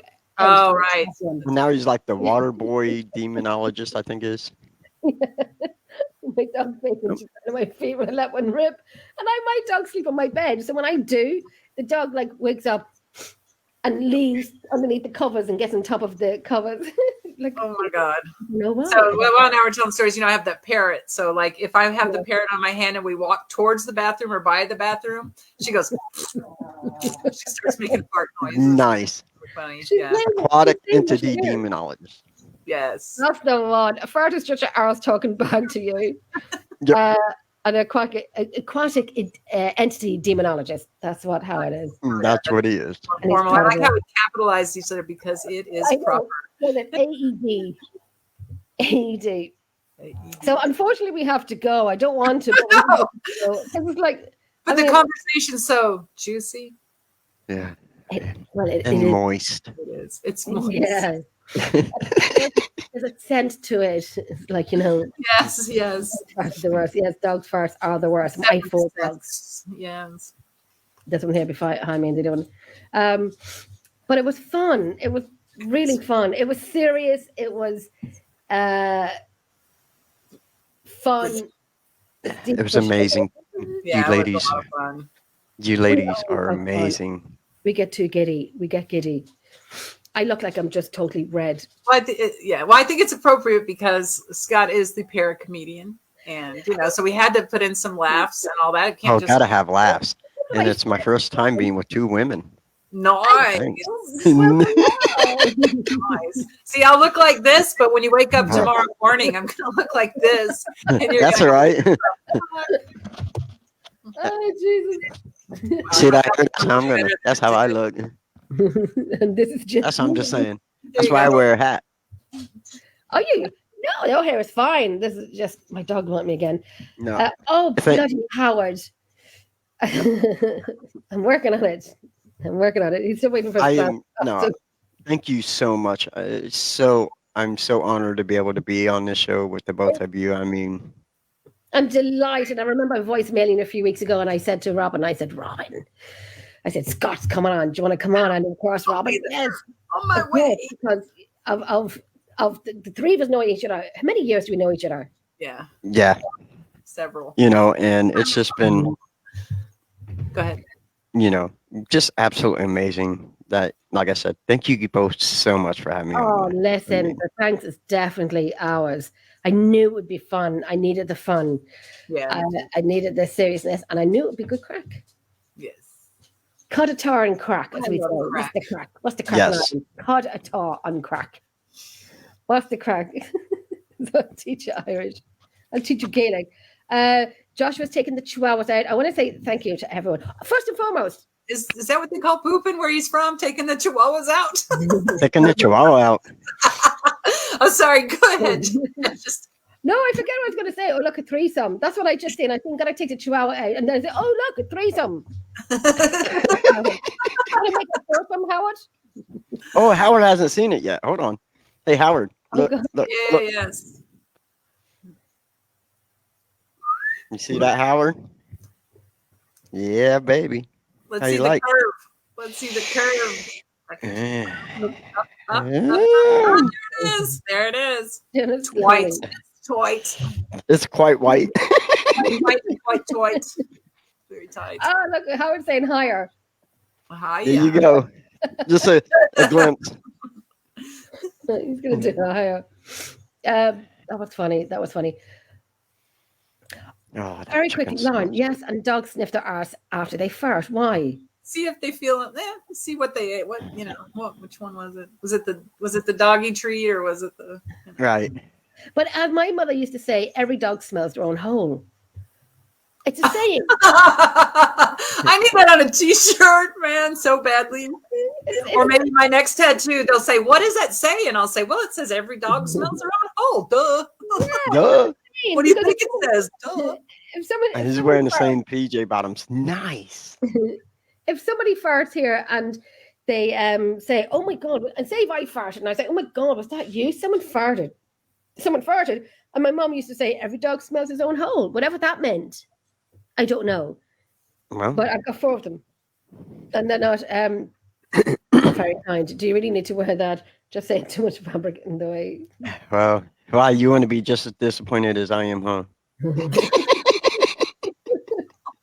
Aw. I'm gonna call Uh, Everybody got quite well. Hmm. Oh my Yeah. goodness. Oh, Funny, well, I guess funny. it was fun. It was fun. It was this fun. is a blast. And it is Absolutely it is blast. Yeah. One I more question for appreciate you, you Scott. asking me. One more question. If you had to investigate anywhere in the world, where would it Suicide be? Forest. Yes. What? Suicide Forest. Forest. Oh, yeah. Yeah. Yeah. That Very good. is one place, yeah. There's just so many different places I would love to do. Dracula's Castle, Suicide Yes. Forest. say, Get it out of your mouth, dummy. Jenny. Oh, yeah. That's one place I want to go. I mean, Where is this? I've been thankful. The I've been to Transallegany. Waverly Hills. Yeah. Mhm. Oh yes, yeah. And Lep Castle. Lep Castle. Let me tell you, Lep Castle is amazing. It is amazing. I love Lep Castle. I'm looking forward to going back. Yep. It has me intrigued. I've heard a few EVP. Well, the door closing, me counting, and I have my recorders here in front of me, and God knows where. I know it's on one of these recorders where I'm counting. I'm like, doing the ITC where you have your phone in one room with a recorder, and you have the phone in another room, and then so I say I'm going to count out to 5.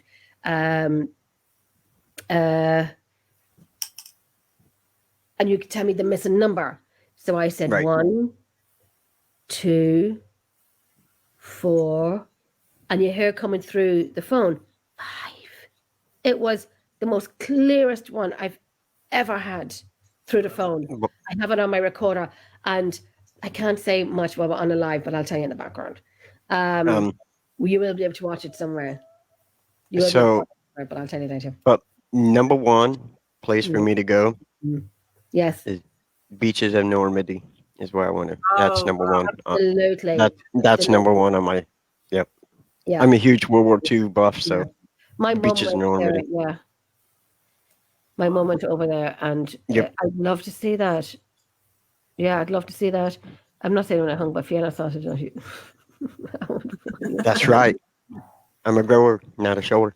My husband and son for the suicide clip in Saipan. Oh my. And you See. can, Lauren, do you have the video? Yeah. Could you send it on to me? Could you? If you can, great. If you can't, it's okay. But if you could, I'd love to see it. That is crazy. I'd love Now to that see that. gives me an idea. When the cliff part just gave me an idea of where to go outside of Waco, Texas. You know where my parents are. Now Yep. there is a cliff out there where people would go every year. They go to the boat races over the top of the rivers. People fall off every year because Dang. Oh my sorry. God. They're not jumping, they're falling or something, or they think they're going to climb down, they get stuck and somehow. But yeah, I think that makes me think of that area. Anyway, that just I'd came. like to. But anyway. One of many locations. I'd like to see the catacombs in Paris, which I will be going to the one in London. So Absolutely. I'd love to go to my favorite number one spot. There's loads of them, but it would have to be the Vatican. The Vatican? Oh yeah, that would be. I will Yeah. have a lot of questions. That's I have right. a lot Go Yep. of down to the basement where they keep the alien skeletons. Mm-hmm. Ooh, A lot of questions. yeah. Yeah. What about you, Robin? I don't know. Really. I just went blank. I totally went blank. I'm like, She's like, I don't know. I want to go to. Son of a bitch. Oh my Why god. go to Ireland? I do want to go to Ireland, but I also want to go to places a lot of people haven't been. We talk about you know what I'd like to do? It just occurred to me too. Go down to South America, go into some of the caves, maybe, you know, or go to anywhere where you know that there were indigenous people that lived in there. And I don't care if I can understand what they say or not, just to get any voice. Yeah. The old, like we, you know, because we always get voices we think that they're more recent in the last few hundred years. I'd like to see if there was any way we could capture anything, even grunts or anything from thousands of years. It's because I know we've got to go or whatever, but the theory about, you know, how energy keeps spreading apart, like the universe right now is still spreading apart. Sometimes I wonder if it dissipate, or if that cohesive energy somehow dissipates, you know, or falls apart so much that they can't do anything like that. So it'd be cool to try to capture something like that. Just something off the top of my head. David, what's the crack with you? What's up? What's up, brother? David, how are you doing? I sound so bloody. Sometimes I can catch my accent and I sound so Irish. I know it sounds stupid because I am Irish, but you know what I'm saying? I'm an Irish person with an Irish accent. Sure to be sure. Because if I say, I'd say, sure to be sure. And then I'm like, Yeah, sometimes I catch my accent and I sound so American. I was speaking Danish. I was learning Danish, and I thought I was doing really well. And I spoke a couple of sentences, and the giggles that came out, and they were like, "Your American accent is just adorable." And I was like, "I have an accent." They were like, "Duh, yeah." That's what they sound like in Denmark. They go, "Yeah." So, Yo. Dude, David, I'm just getting older. Just getting True older. that. Yeah, come over to Ireland. Come over to Ireland. Party in Jenny's house. Shit, yeah. I bet. And I know my daughter's Irish Scottish as well. Yeah, and my other daughter's Irish Mauritian. We're all like fabulous. Yeah, I'm Irish Scottish. Like that's my half. I like one grandmother and grandfather. They're like one's Irish, one's Scottish, and then on the other side, flip it, and the grandfather is, you know, Irish, and the mom. So it's it's really weird. Anyway. It's a fabulous mixture. One last one before we go, because I know we have to go, because I would probably be mail me and say, Jennifer, we had a White Castle Rock beach on Thursday. Now Louise is up from the north of Ireland, and we went to watch the sunset, and we lit a fire, every one of us. When it turned dawn, we heard whispering behind us and felt another presence. Though bats were flying out of the rocks, but we definitely kept hearing them whispers behind us and all around us. It was so freaky. Oh, Louise, are we going camping? She's from the north, you said? Is that appropriate to say, hey, you mucker? Yes. Yes, it is. Oh, my dog just fell. Yes, it is. What about you, wee mucker? Hey, you wee Yes, mucker. I know. Sorry, I don't know if I didn't offend you. What about G wee mucker? Okay, so you're crying too. That is awesome, Lauren. Get a hold of me. We need to talk. My 18 grandfather was a king in Scotland. Okay, Lauren. Yes, I know, Pandora. Chill out. You need to come on, Lauren. We need to talk. It is the north of Ireland. Yes, it is. Look at the eyes. Daddy, I got a potty. Hurry up. I know. My one's crying beside me as well. Yeah, we should go because Bill just came in too. So it's But where can people find you? Scott, where can people find you? You can find me on Facebook, Scott C. Wilson. That is my name. You can also find me on the Paranormal Jackass, also on Facebook. You can find Paranormal Jackass on Instagram, TikTok, and YouTube. That's it. Oh my God. YouTube. And you can find him this September at Fear Fest in Knowledge. September at Fear Fest, September 29th, 30th, and October 1st. And it's Paranormal Jackass. 2 Z's, not 2 S's. So, 2 Z's. If you want to spend some time in New Orleans, come on down. love to see you. Love to talk to you. And yeah, well, let's have fun. Let's Yeah. joke around. We will Make get his over. hand look under his kilt, whatever you feel like doing. Yep. But be warned, he's a humper. I will hump your leg. I will hump your leg. I've seen pictures. Yeah, Yes. don't hit him on the nose with the newspaper. He likes it. He likes it. Yep. I've seen the pictures. Oh my gosh. It's my calling card. Thank you, David. Thank you so much. That's my calling card. Nathan, but don't hump me. Okay, I won't hump you, Nathan. I promise. Choice, right? You don't get choice. Oh my god. Oh no. You do, but you don't, because I'm a little guy and I just really don't want to get punched, Oh well, there's that part. I'm too old to recover, and I do understand that. Yeah. Oh, Nathan humps back. you hump my see now it's game. See now you just said the magic word back. Right. I'm going straight to Eventbrite to get my ticket because I want So yes, come down and see the Paranormal Jackass. And like I said, you can follow me on Facebook, Instagram, TikTok. If you want Jackass merch, let me know. Yay. Just remember, if you're not laughing, you're not living. Jeez, I was going to say loving. Yeah, that is my slogan. If you're not laughing, you're not living. So. Well, that's a good slogan that I like to go with. Howard, the teasing again. Happy hunting. Okay, right. Can we call the Hump Fest? Hump Fest, yes. As you walk through the whole Paracon to the back, and there's just one little door that you open, and it's just humping. With a red, I was going to say red owl, kind of like that happens a lot of those conventions anyway. Yeah. This door. Yes, there is. That's funny. Oh gosh, what am I doing? What am I doing here? Okay. What am I doing? I don't know. Yeah, I'm gonna have to go, and I think his dog is. Yep. Yes, Thank you guys so much. Thanks for everybody. Thank you so much Love for being you. on. Thank you so much. Love you. Robin, I love doing shows with you. Please do I more love with doing you. shows with you. Thank you for asking me on. Oh, of Thank course, girlie, of course. I knew the three of us Yeah. would have a little bit of a banter. Absolutely love you both. Serious and fun. We love you too, Scott. I knew it would be fun tonight. Needed it tonight. Had a long Thank day. you. I needed it tonight. Everyone who watched, commented, had great fun with us. And your That's all I questions care and so about. on. Yep. It was just a chill Saturday afternoon, evening for you guys, and a Saturday Yep. night for me. Tomorrow I'm up at I think 6:30 in the morning. I have to get the train to Dublin. I'm doing the mini marathon tomorrow. All right, congratulations. Good luck. on that. You're gonna be great. I'll be doing Yeah, that tomorrow. congratulations. And then I'll be on Through the Lens tomorrow night, half an hour when I get in. Like I'll be red faced because I have to go through the lens with Brian and Lex, and I'll be red faced and I'll be having a beer. Yes. Yes, I will be having a beer because we always have beers after the marathon, because the mini marathon.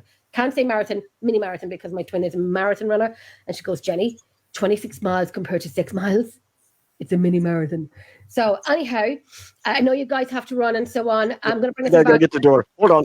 Okay, steady. I was I right. was gonna say, sometimes walking across the living room is too much for me, and the next thing you know, I'm running 3 miles down the road. So it just depends on the day. Thank But you. you're gonna do great. It's gonna be fun. You can do whatever you want. You're a grown ass woman. Well, that's it. I'm way too old to care. Yeah. I've stopped for a long time. I'd love to be a fly in the wall. Oh, Jesus. Yes. Life farts and all. Yeah, great life farts and all. We have done that many times and many investigations. Humpfest will be in the green room. Yes. Get your tickets. Pay. I'm like, that's a good reason to go. I kind of definitely have to Can go. we do pay per view if we can't make it over? That sounds really. It's pay-per-view.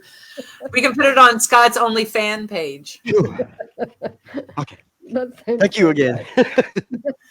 Yes. Oh, Okay. Thank you so much. I want to say thanks a million times. We have to do this Yeah. again. We have to do it Absolutely. again. We'll get Yeah, more on. absolutely. We'll get Howard on, and we'll get the rest of the gang in as well to do just a fun night. Just a fun night. You know, take the series with the good banter and so on. Howard.